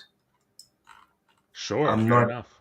I'm not doing that. Now we are buying to play, and if we're not going to play it immediately, we ain't buying. That's Well, God that's what's bless you. happening. Yeah, yeah. Matt, let's have a little fun side Yay! note here. NBA 2K6 global release times were confirmed, but the real hot topic that I saw on Twitter is that Oh people no. were getting triggered that Why? they called it an RPG. The My Career mode, they called it an RPG. What are your thoughts on that, Matt? Well, what's funny about that is I don't like it, but guess what? It's literally an RPG. You are playing the role of an NBA player. It's an RPG. Also, with all the bullshit that they've added to the game, like how you can just retire and rap, it's an R it's an RPG. It's not a good one to me. I wouldn't play it, but it's an RPG. It's put it this way, that's more of an RPG than Horizon Forbidden West or Zero Dawn is an RPG. God And damn. both of those games often get called RPGs. But So Matt, but Matt, what makes an RPG? Because the last time, I'm role sure playing. you were in this discussion. Yeah. I remember years ago, me, you, and Ham and Cozy went at it. And Yeah. I said, by definition, by definition, 99, 99% of video games in existence are RPGs. Well, And okay, you guys laughed me out of the room. Cozy gave me a chance. She gave my argument a chance, but you guys yeah. laughed me out of the room. I But don't by remember that. definition, Matt, even if we look Yeah. at Roadcraft right now, Yeah. by definition, this is an RPG. Okay, look, so I don't remember this, but I know that if this happened, I know for a fact I laughed. Yeah, I Because remember. because that's crazy, and I'll tell you why. Let me It's great. let me tell you why that's crazy. It's Okay. because yes, if you go like, hey, in this game, and like in Uncharted, I'm playing the role of a treasure hunter, or in Yes. Spider-Man, I'm playing the role of a superhero. Yes. Sure, if you want to boil it down to like literally, you are playing the role of that By character. definition, Matt. If By if that definition. is what you want to boil it down to, then fine. But an RPG in reality is a game where you are playing a role that affects things within the world, that Yeah, yeah. affects how the outcome plays out. Like in 2K, again, I don't give a shit. Hey, Ford But if F-150. Sorry. true, but if for some reason in 2K I'm like, I'm tired of playing basketball, I want to rap. I can do that, and that affects my player. That affects the outcome of the story. Versus in Uncharted, I can't go, I'm tired of hunting for treasure. I want to do something. I can't. That's the game. You have like you can turn it off and not play it, but that is the game. So like I get what you're saying. In its most basic form, every game you are playing the role of something, but it does not lead to different outcomes in every game. There aren't branching narratives and consequent choice and consequence in every game. Yeah, yeah, yeah. In the context of gaming, yeah, NBA 2K26 is an RPG, Yes, it's technically an RPG. but Horizon is not. In the context No, of it's not. gaming, motherfucker. In the context of gaming, if you want to take it literal and be pedantic like me, yes, 99%, if not 100% of games of video games, sorry, are RPGs. Fuzzy says, "Can I sign a shady deal with the Clippers?" Did you see that thing about Kawhi and the Clippers What apparently was that? having a shady deal? This is recently, or is this within the last couple years? Recently, but it's not verified though. It's not verified. What's the rumor? What are people saying? Rumor is that the Clippers were paying Kawhi through a timber company. Why? Why are they doing that? Because of the NBA thing. The NBA The cap? the cap, yeah, yeah. Here, exclusive. Kawhi Leonard signed a $28 million endorsement deal for a no-show job with a fraudulent tree planting company funded by $50 million from the Clippers owner Steve Ballmer, according to documents obtained by Pablo Torre. It was to circumvent the salary cap, an inside source says. I don't Honestly, know. honestly, that's hilarious, and I hope it's true. And even more honestly, I hope more teams do that. I hope more teams do The that. players don't get paid enough. Let's agree on that one. Well, yeah, right. They don't. They definitely don't get paid. But like, Not for the value that they bring, Matt. Like no well, joke. yeah. I'm not even If you're talking about like LeBron, Jokic, like it's funny because if you say that the players don't get paid enough, people will look at you like you're crazy. People will actually look at you like you're but like to your point, the value that LeBron has brought the league over the last 20 plus years, he's worth a $50 million a year check. He's worth it. I would say LeBron's worth $100 million a year. Exactly. Same with Playing for Jokic. Jokic. Same Same with thing with Luka. Jokic. Steph might be worth 200. Yeah, you can add Steph, dude. Steph Curry, like the creme de la creme of the NBA, are grossly underpaid, in my opinion. I can honestly agree with that. For the Yeah. amount of money that they're making, and then also we got to factor into the equation that like, um, my buddy Bill did the math on this. I forget exactly what number he came up with, but it was like more than $1,000, like well over $1,000. If you're a Okay. fan of the NBA, to watch all of the games. Hey, I want to watch all of the games in a year Yeah. legally. It's Yeah. going to cost you over $1,000. Damn. Whether that via different subscription services, because like Prime might get a game, you might get a game on like just general cable TV, obviously. Then like TNT, that I mean, I don't know about TNT. I think TNT is either way, but like Bally Sports is a big thing. Used to be like Fox Sports, like all these things coming together. Now it's like League Pass, and then also on top of that, I think it's what's that one gambling company, FanDuel Network. Getting all these subscriptions to watch all these games would literally cost you over $1,000. And then the NBA is like, why are our ratings so terrible? Why is nobody watching? It's Why is like no one watching? it's like Yeah. because to be honest, like I'm just being real, everybody's watching illegally. That's why. Dude, I Because saw it's that Streamist got pulled down. Apparently, there was 128 million people watching on Streamist at all well, times. Well, I just saw when I went to Twitter to look for the Xbox support thing earlier. Yeah. The first thing I saw on Twitter was StreamEase posted, "We're not down." Yeah, so that I mean, I didn't know what that was about. I was like, "Oh shit, did they get in How trouble?" how does a pirating platform have a Twitter account? Bro, they got a full they said we're not down. It got like 5K likes.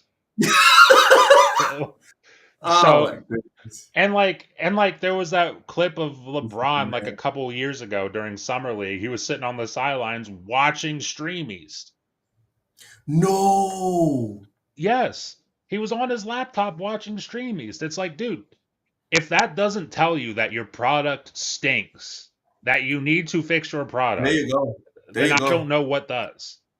And you know But what's crazy to me? The NFL, the NBA, and all these other leagues, they literally have a monopoly on content. Like yes, they're the only ones who have what they have. So yep, to me, like you said, it is crazy to sit there and fragment how you deliver that one product. yeah, My guy, make everyone sign or pay a flat rate for League Pass. No matter what your region is, this is the flat rate, and you're done. You are done because League Pass works beautifully, but it doesn't have all the games. nope. And to tell you this, because I live in Cleveland, like the only team I care about is the Cavs. I don't care about Obviously. anything else. Yeah. So, but because I live, I mean, not in Cleveland, but I live in Ohio, and Hmm. they're like, you can't watch the Cavs on League Pass. Watch them on cable. Well, who the fuck has cable? Like who like nobody has cable. So what am I going to do? Well, normally I would try to subscribe to Bally Sports Ohio, but literally for the last 2 years, it's a broken you can't watch it. It just doesn't load. They haven't done anything about it. It will not load. Now it's FanDuel Sports Network, and I absolutely refuse to give money to a company that promotes gambling to children. I refuse to give them money. So If FanDuel offered us a sponsorship, man, would you not come on TSWS I'd come at on your show. the protest? I wouldn't take it on my channel, but if you guys take it, I'm still on your show. Okay. I'm not gonna grandstand and say, hey, I'm And not gonna then be on your show. I'm no longer friends with you guys because FanDuel, yeah, no. I'm not doing that. I'm just saying personally, I'm not giving them money. and when I say yo, Matt, I'm gonna Venmo you your cut of the FanDuel sponsorship. And you wanna tell me like, no, I'm not taking that money. I can't do that. Honestly, I mean, how much Let- is the cut, really? Let's say it's about $1,000 a month. $1,000 a month from Yeah, FanDuel? What yeah. the fuck? You guys blew up then. Oh my god. Answer the I mean, question. yeah, I'm taking the money Okay. All right. because they're giving me money, Okay. but I'm not giving them. They're not seeing a dime of that $1,000 back. I got it. I got it, man. I got it. I Fuzzy says mean, NFL Red Zone is adding commercials this year too. Fuzzy, the issue isn't even the commercials. No one has a problem with commercials. League Pass has commercials. The issue is access. That's the problem. And it even goes back to like the whole Netflix thing. Everyone loved Netflix when Netflix was the only game in town. Now, when you have to put in $10 on Netflix, $10 for MGM, $10 for HBO, $10 for Hulu, $10 for Disney, etc., then someone might unsubscribe from Netflix. Someone might unsubscribe from all of them because they're inconvenient. They'd rather just figure out one pirate site and just mainline that pirate site. It's about access. And it's hard to blame anyone for doing that No, when when it's so difficult. Like I've said, it's so I have no convenient. issue. I have no issue paying a monthly fee to watch the Cavs. None. I've done it before. I've done it many, many seasons. But it better be But all the games. but it's a broken product. It actually doesn't work. And I don't know if FanDuel works. I don't know, but I'm not going to find out because I'm not giving the money. Yeah, yeah. Ron says, I can't imagine Jordan sitting down game. Listen, this debate is done. It's over, bro. This debate is dead. Like the horse is dead, right? Jordan's the GOAT. We're moving on. LeBron, let's Uh, go. Speaking of moving on, Kojima Productions is Kojima Productions to show future projects during the Tokyo Game Show week this month. So, Beyond the Strand will take place on Tuesday, September 23rd, 2 days before Tokyo Game Show 2025 at Tokyo's Roppongi Hills Toho Cinema, with tickets soon to go on sale for members of the public. The event, which will also be live streamed, will include special guest appearances as well as offer a glimpse into future projects, according to Kojima Productions. The latest iteration of Hideo Kojima's self-named studio was announced in December 2015 in partnership with Sony Interactive Entertainment, months after he departed his previous employee, Konami. Kojima Productions first. Okay, we don't need to hear all of this. Okay, so there's news incoming. They call the event Beyond the Strand. Matt, thoughts on this one? Are you excited? Are you First, indifferent? first of all, can you hear me? Do I sound okay? Yeah, I can hear you fine. Okay, cool. Um, I mean, yeah, it's cool. Like, I can't imagine what they would be. I would imagine it's probably This OD. running through. Yeah, right. Um, uh, I'd be down for that, but like, dude, I still got to play the second one. I legit have not played that since I got my VR headset, and that was in like June, I think. But You need to I get back think to that. I do. I think it'll be OD. And then maybe they'll give a tease of what's that game that they're working on that's obviously supposed to be Metal Gear Solid for PlayStation, but they can't call it that because Konami. Is it Fizzint? Yeah, they'll probably show a little tease for that. But I don't know if he's got. I mean, I don't even know if there's any rumors about him having something new besides those two things. So I don't know. I'll be interested to see. I also saw, and I know I'm just gonna drop this, but I'm not gonna like. We don't have to talk about it because I know we're talking about Kojima. But I also saw like I'm interested in the show because I also saw there was some rumors about Forza Horizon 6 In being shown Japan. here. Yeah, being shown here. No, we can talk about that. That's not a problem. I was just bringing it up to say like this adds to my excitement to see whatever happens at the show. Um, but I was already kind of interested in the show because of that rumor. Mm. You know what I'm most looking forward to with Kojima Productions?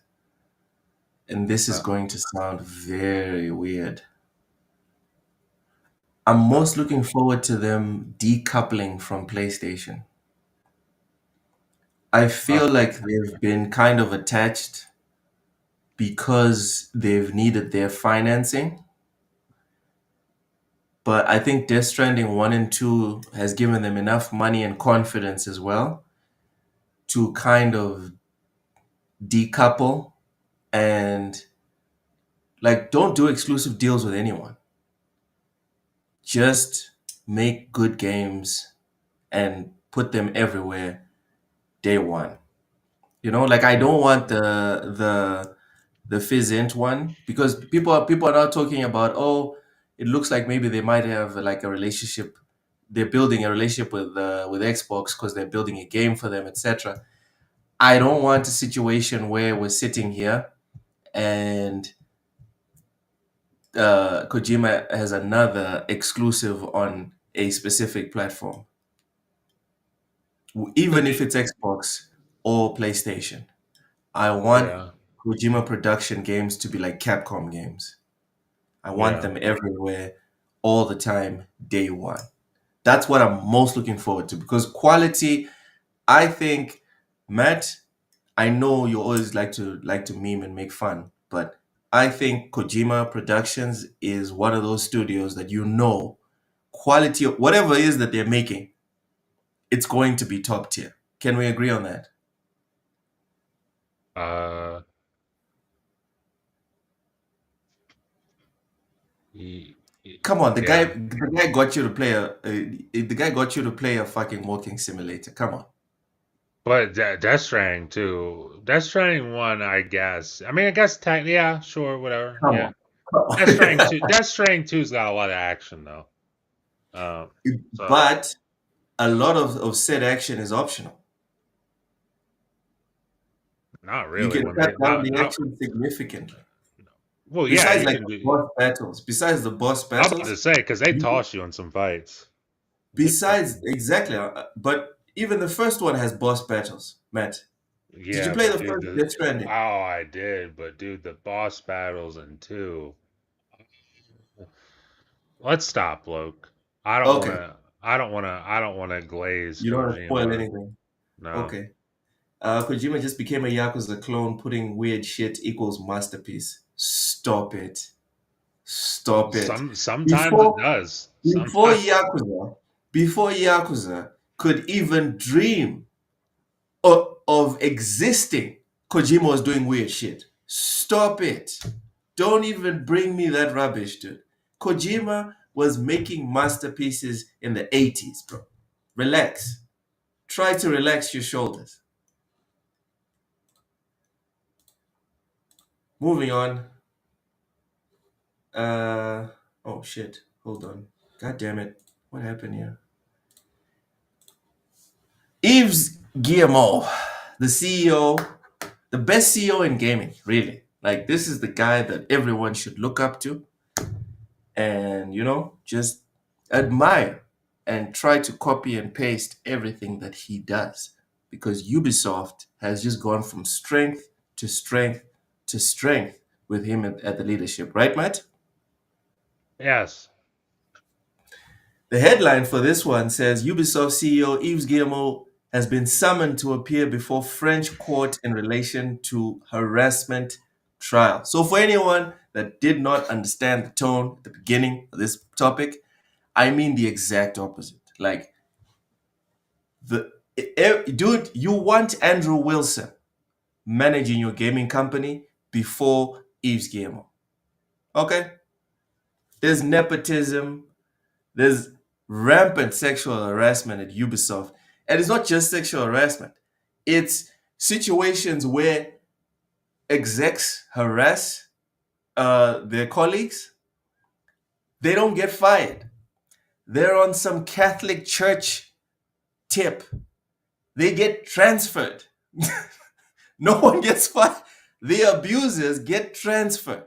That's what happens at Ubisoft.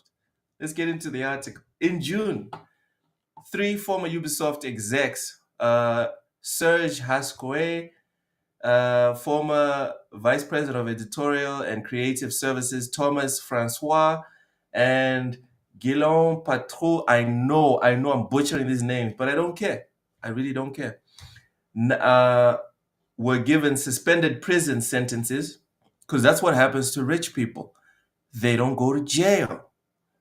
They get probation or suspended prison sentences. That's life. For a range of crimes related to psychological and sexual harassment. Now, as reported by French news network BFM TV, Ubisoft has received a subpoena instructing Guillemot to appear before the court on October 1st in connection with the same trial. The subpoena was filed by the Solidaires Informatiques Union and four other individuals, the same parties involved in the previous trial. Ubisoft has provided a statement to VGC saying it would cooperate with the court, but that it believed it had already been decided that neither Ubisoft or its management had a case to answer. Of course. Quote, a union and 4 individuals have issued a summons to Ubisoft to appear before the Bobigny District Court on October 1st.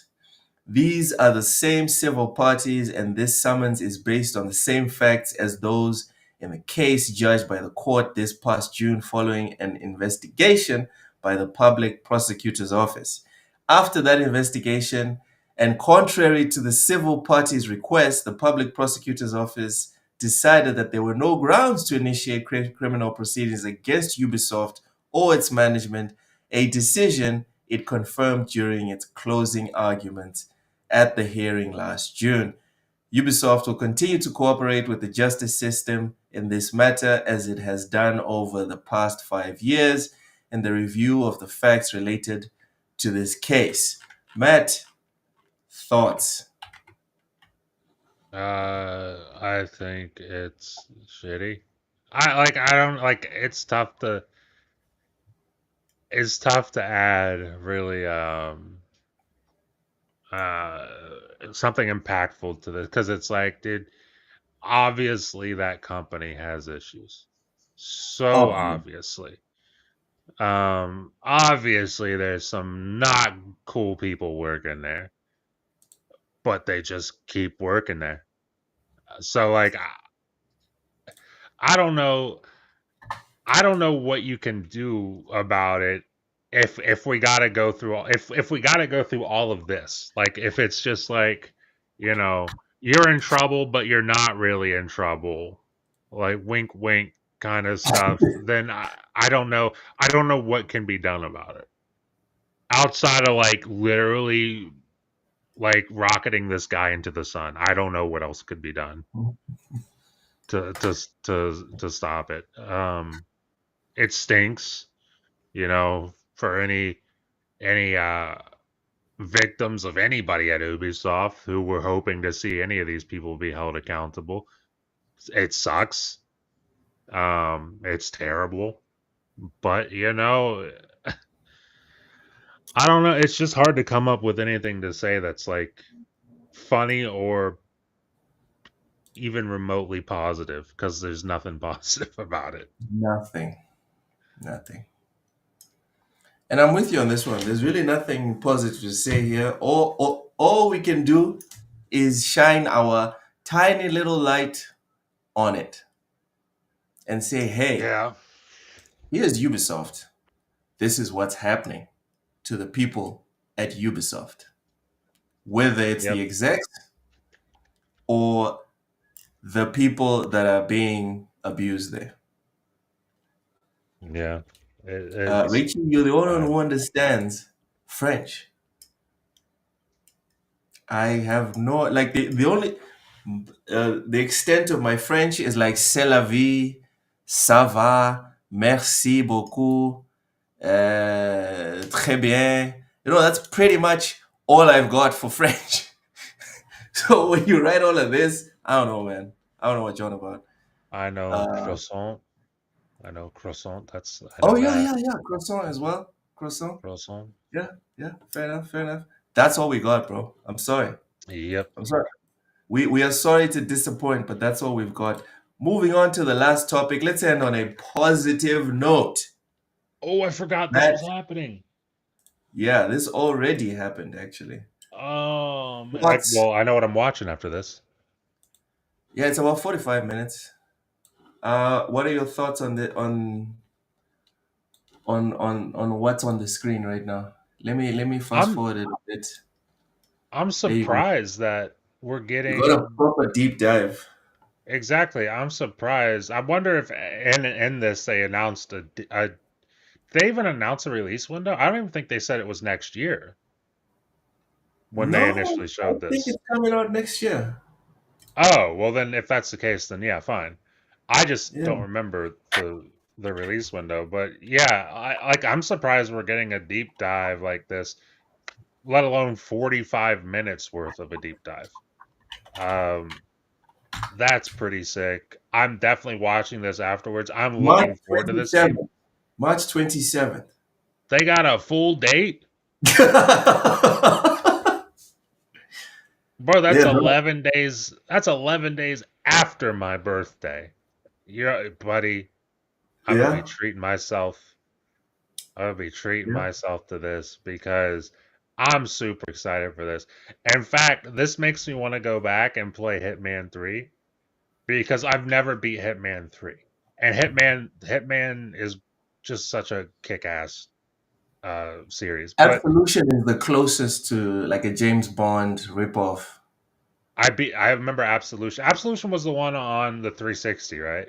Yeah, yeah. I remember Yes. I enjoyed Absolution a lot, but a lot of like original OG fans of Hitman hate Absolution. Well, I remember 'Cause playing Blood Money, like a demo for Blood Money on PS2, and then eventually playing Blood Money, and then I didn't play. I don't know if there were any in between that, but I didn't play a Hitman game from then until Absolution. And I played Absolution, and I was like, Absolution rules. That game's amazing to me. Um, and I haven't gotten super deep into the newer Hitmans, but everybody talks about Hitman 3. And also now that Hitman 3 is kind of a hub for the last three, I want to go Mhm. in there and play all of those because first of all I love IO Interactive. I think what they've managed to do with Hitman, because put it this way, without IO Interactive, Hitman's a dead IP.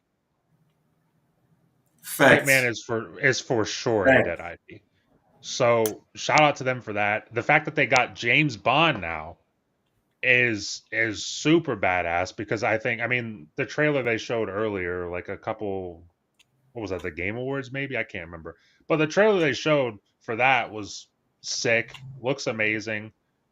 I can't wait for this game. I'm glad it has a release date. I'm assuming that was announced during this showcase because that was definitely not announced before that. So I can't wait for this. I will absolutely be buying it day one, and IO Interactive rules.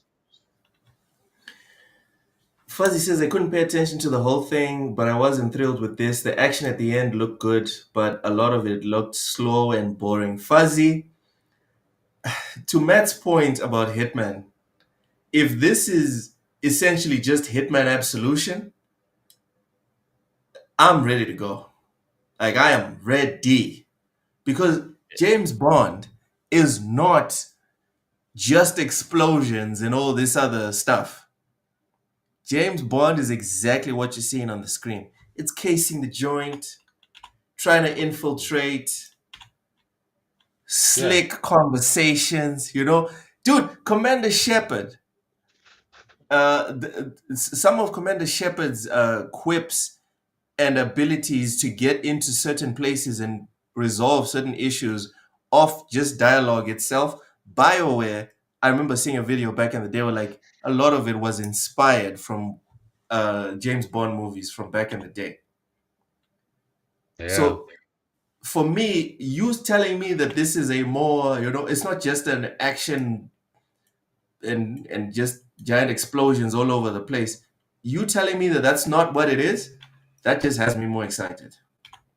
This I'm watching this, and from the bits that I have played of the latest Hitman 1, 2, and 3, like this looks like that. And those games are very good at what they do.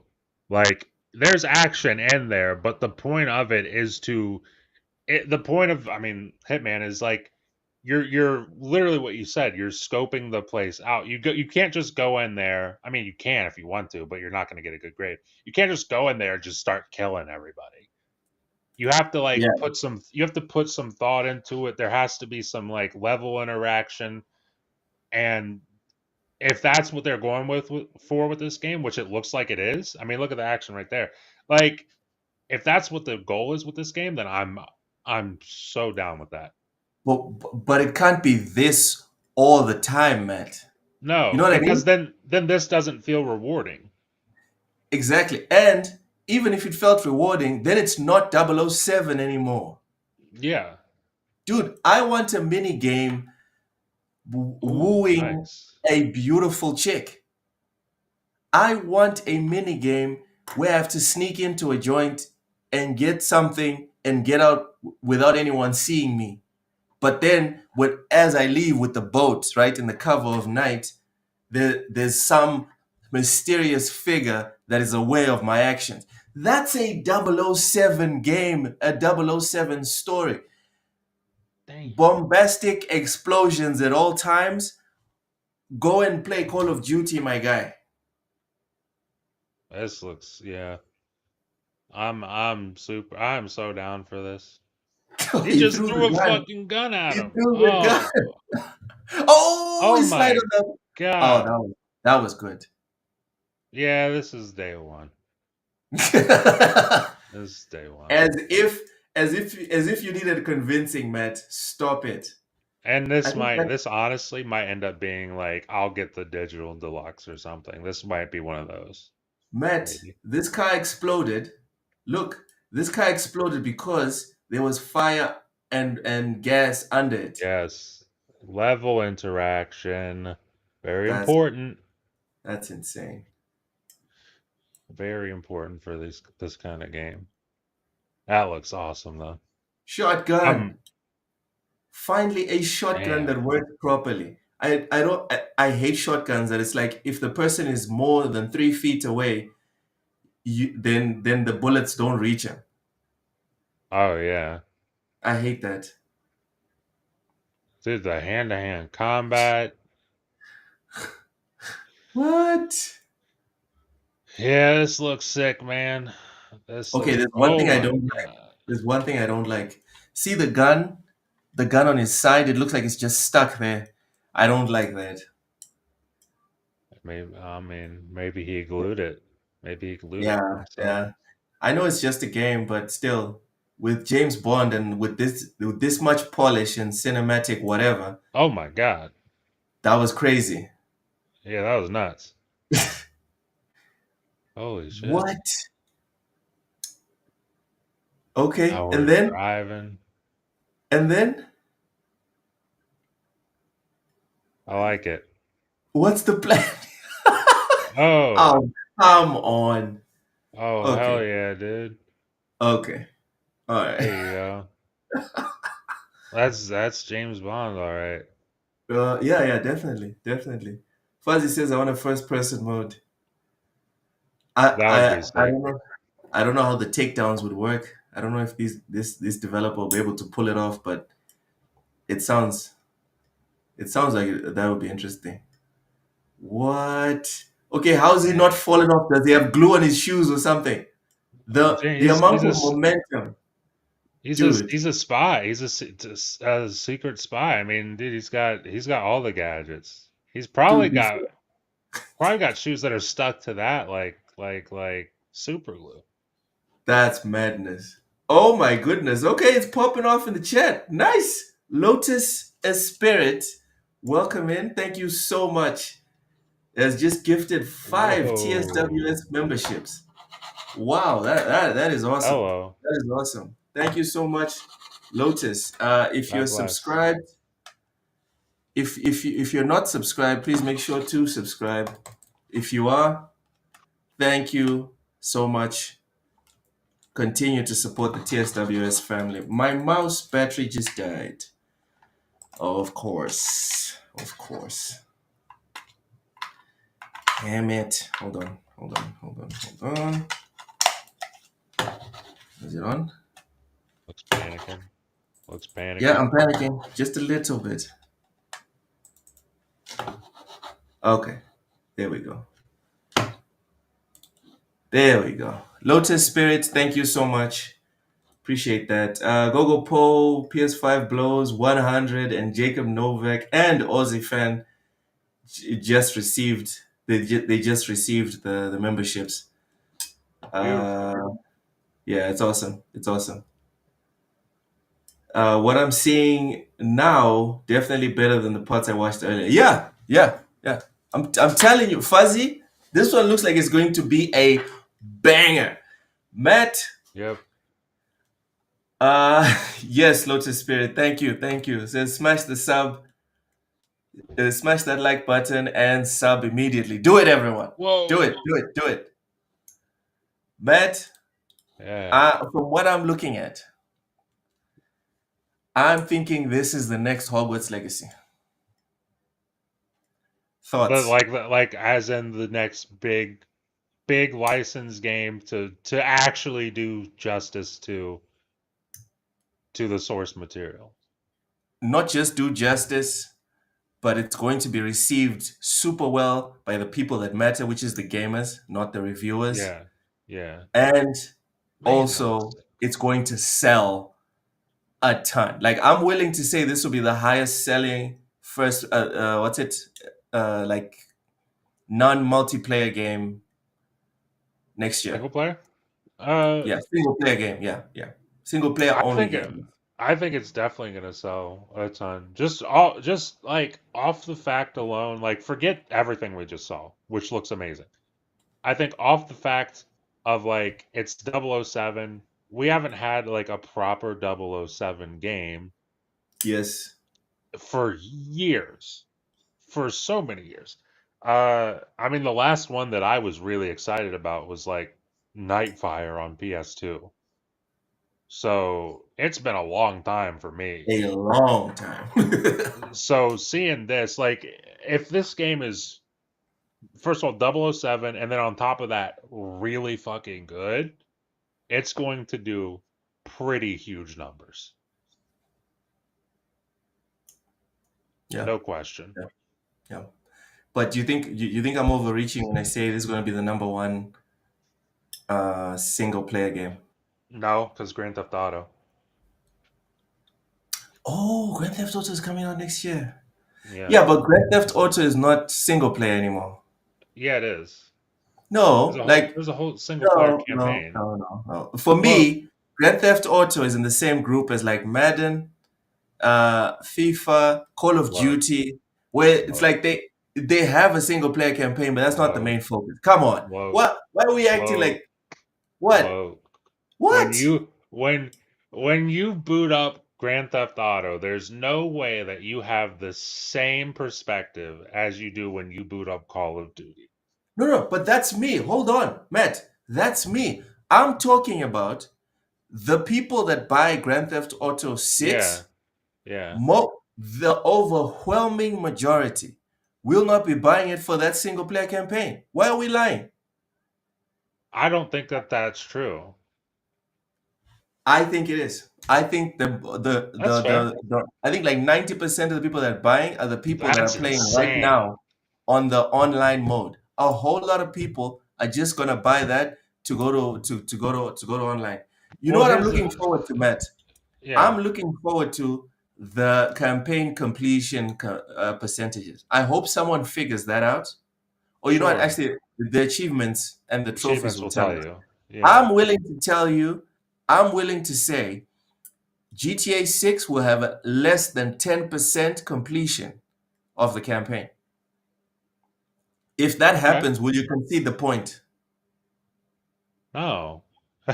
Because, well, okay, so look, my point with this is that obviously there will be a pretty big, like especially compared to other games, a big group of people who are playing GTA 5 who are like, "Hey, GTA Not big, the 6." majority.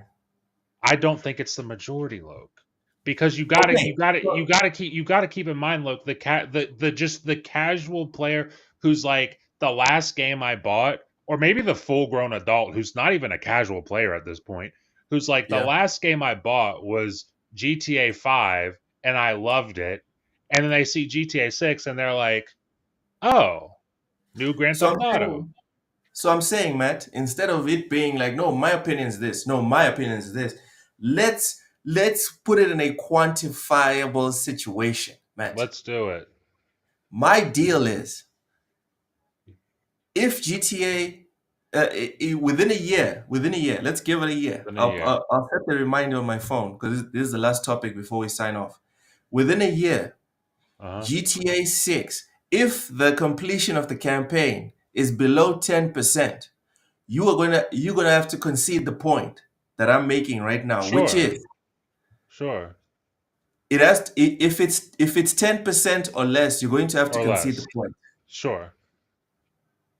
If it's I'm fine with that. 11% or more, then I'll concede the point. Well, you don't even need to concede the point. I'm fine with those terms, like Okay. because let's be real, the Let difference me between see. 10 and 11%. Let's be real, it's not crazy. Yeah, it's So tiny. like I'm just saying it might be around half of the people. It might be 55. It might be 60. It might be You 65. think 50% of people will finish that campaign? Yes, because it's GTA. It's like it's a fucking it's like it's like I don't even know what you would call it. It's a tradition I at know this what you point. would call it. You know how we were talking about Metal Gear and Oblivion being like the pillars Pillars. of what Yes, makes video games video games? Uh, GTA is like the cement around all the pillars. exactly. And I'll ask you this. All I'm saying, man, I'm not saying people won't buy the game. All I'm saying No, is yeah, for crowd. sure. What I'm saying is the crowd that buys that's going to buy GTA is less people like me and you and more people like my kids. Those are the people. Those are the GTA fans now. We think Okay. we are still the GTA fans. We make up the the tiny minority of the GTA fans today, in my opinion. Okay. I mean that's fair. I like again, I'm not saying that it's crazy to think that more than half of the people buying GTA 6 will be buying it to play the online. I don't think But that's it's crazy to crazy say to that. say 90%. Yes. Okay. Yes. It Okay. is. Okay. That's all I'm saying. Rachie says 97% are getting it for the gentleman's club. Yeah. Listen, I know where I'm going as soon as I get GTA 6. I know where I'm going, okay? I'm a man with simple tastes. All right? Yeah. And I don't pretend to be holier than thou. I'm not like Matt. I Bond am games holier than that. Bond games usually only sell a couple million. I don't know if it's gonna go crazy with sales. Like what Matt said earlier. The last time we got one was like 2 generations ago. I'm gonna look up what was the last James Bond game. What was Yeah, the last people game? have been thirsting for this thing. Like people are so thirsty for a Bond game, we forgot we were thirsty. And then when someone made it, we're like, oh, okay, I guess I'm buying this. Quantum of Solace in 2008. Casino Royale. I didn't even play these games. I don't know. Are these things available on Steam? Because I like James Bond as a character. It says that it's been on hiatus since 2014, but I legit haven't played as a 007 game since 2003. Matt, First Light is out for pre-order. Let's go. Let's go. um, yeah, I'm looking on Steam and there's no other James Bond games. You know what I'm Wow, interested in? I'm gonna that's look up. crazy. I'm gonna go to Xbox's website. I'm gonna look Yeah, for this game, and if this has Xbox Play Anywhere, which I don't think it will, but if it does, you're gonna play it on. uh You're gonna buy it on Xbox. oh, I'm buying it on Xbox. It's not a question. This is so dumb. Did you know that First Light is the only James Bond game on Steam? I believe that. Dude, that whole era of the 360 PS3 and especially before that, They were delisted, right? were like the PC almost never got console ports. Like they almost, and if they did, they were usually pretty bad. Like there's no Need for Speed Underground That doesn't exist on PC. I mean, you can emulate it, but that doesn't exist on PC. Like stuff for whatever reason, stuff from that era just never made its way over to That is PC, nuts. and So when now it I did, it can was emulate awfully it. bad. Yeah, you probably have to emulate that. So stupid. Sapo says who made IO Interactive. The guys that made Hitman. They're the ones. Yup. They're the ones handling this one. So this was just all of this was just one specific area and the different ways to tackle it. Mm-hmm. And you know this game's gonna be like at least 20-hour campaign. Probably something like that. The only Bond game available to purchase anywhere is GoldenEye on Xbox and Switch. It's ridiculous. Really, Xbox has a 007 game. Yeah, they I'm got like, the golden. They got the GoldenEye quote unquote It was one of the laziest ports. Switch and Xbox. That port is terrible. wait, is it Pierce Brosnan? GoldenEye is Pierce Brosnan, right? Is it? Yeah, I think so. I think Hold it is. on. Yeah, you were saying about the port? Yeah, it's bad. Like the only way you can play multiplayer is on Nintendo Switch, and it can't be online. It has to be like local multiplayer. It's just a bad. Like I don't know whose idea it was to bring back GoldenEye, but not include multiplayer online. Like whoever made that decision, you should stop making decisions. Don't make any more decisions, please. Don't Uh, make any more decisions. exactly, because that whole Um, game was multiplayer. there's no James Bond on X. Well, at least not on the PC version of Xbox. There's no James Bond No, games. there's not. It's not going to be on It there. has to be on the console. It'll be on the console. All right. We need Austin Power. No, Yeah, we no, do, buddy. Oh no, man, could you no. imagine an Austin Power? I'm surprised you of all people is saying no to that. Austin Powers is a freaky motherfucker. I'm surprised you aren't saying hell yeah to that. No, You wouldn't want to be all you wouldn't want to play as Austin Powers hooking up with no, with gorgeous British women. no. I'm down with the second half of that statement. Hanging out with gorgeous British women, hell yeah. Do you want to be Austin Powers? Hell no. Hell yeah, bro. No, no. Austin Powers is the shit. You're hating. This is Yes, tragic. yeah, This is yeah. really unfortunate. Yep, yep. That Texas air has not done anything I'm for your taste. hating and I don't even care. Like I don't even care. Fuck Do Austin you Powers. do you Fuck him. actually not like Austin Powers, like the movies? I You don't like them? do. No, I don't. I liked them when I Okay, was a kid. When I was a kid, I liked them. I tried to rewatch them recently and not impressed. and they made you laugh and you got upset. No, I was just like, yo, no. God, man, that's I couldn't actually finish. I couldn't finish the first movie. that's hey, Yes, Richie. You know what? Undercover Brother, one of the like okay parts. I'm down with Undercover Brother, but fuck Austin Powers. dude, In Austin general, I'm Powers good. is goaded. Sure, bud. He is, dude. Oh my Let's god, bring this back red Austin sequence is Powers. awesome. Let's not bring back Austin Bring Powers. back Austin Powers. Come on. Let's you make it would you would happen. you would pay for this game, Matt. I would pay for that game, dude. An Austin Powers game. First of all, the fact that that would even has a possibility to exist is hilarious to me. There's no way I'm not buying it. So that's first of all. I mean, and then So let you alone if you're right to go. they let alone if they actually make it fun, Yeah, buddy. I mean, it could be my game of the year.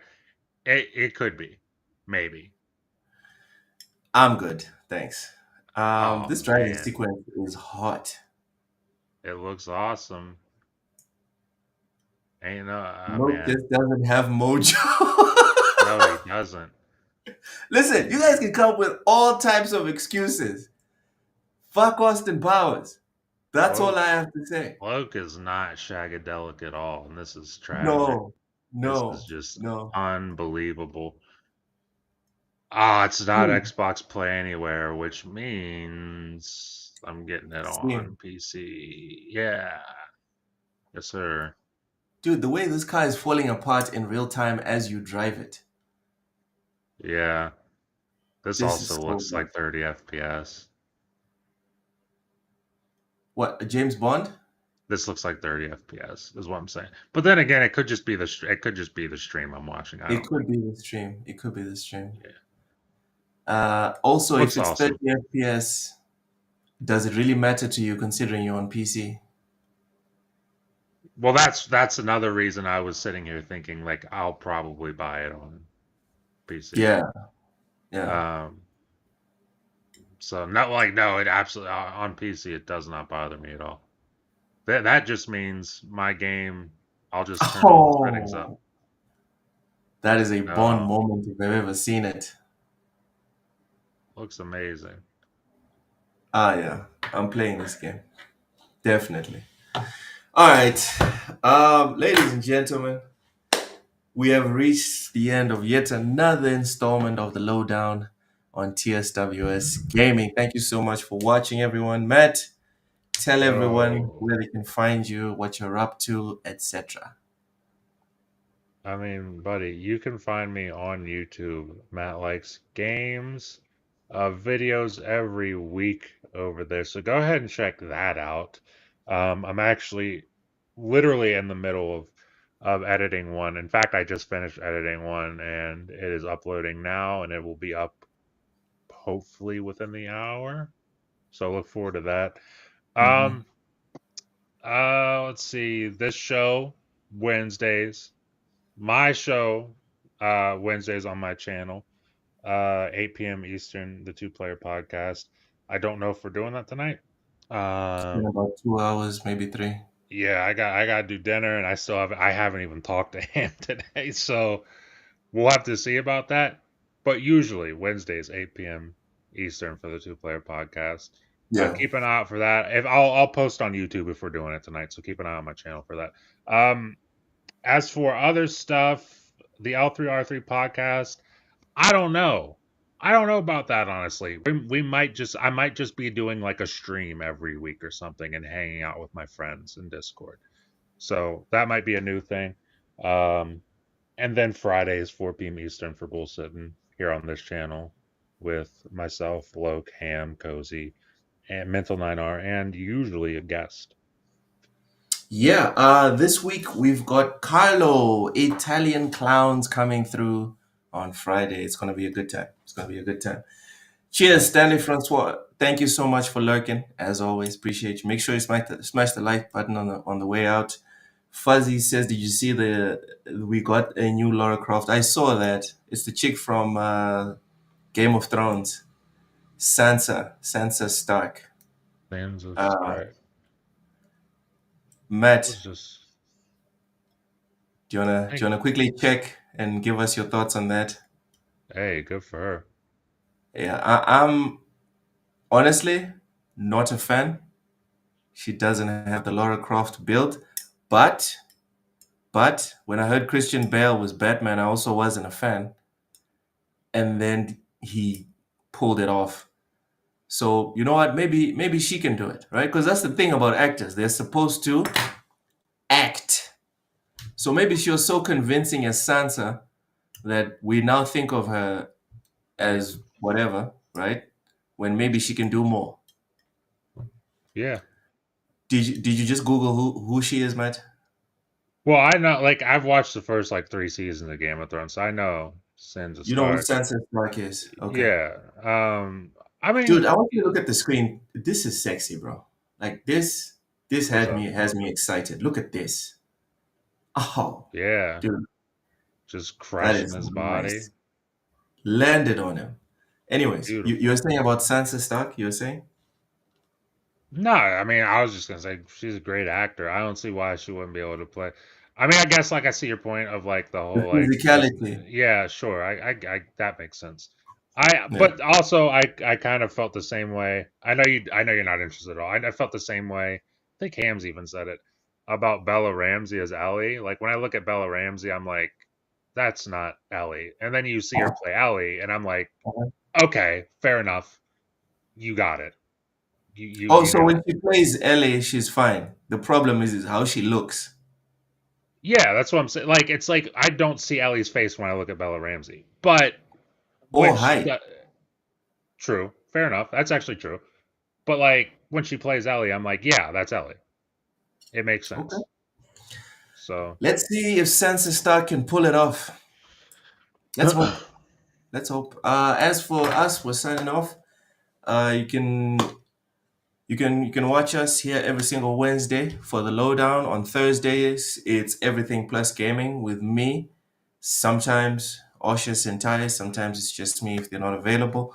Friday, it's bullshitting like Matt said with the whole crew. yo, Y'all make sure to smash the like button, subscribe if you're not, share this out really to anyone that you know, and we'll see you tomorrow for everything plus gaming. Fuzzy, cheers. Bye bye. so yo.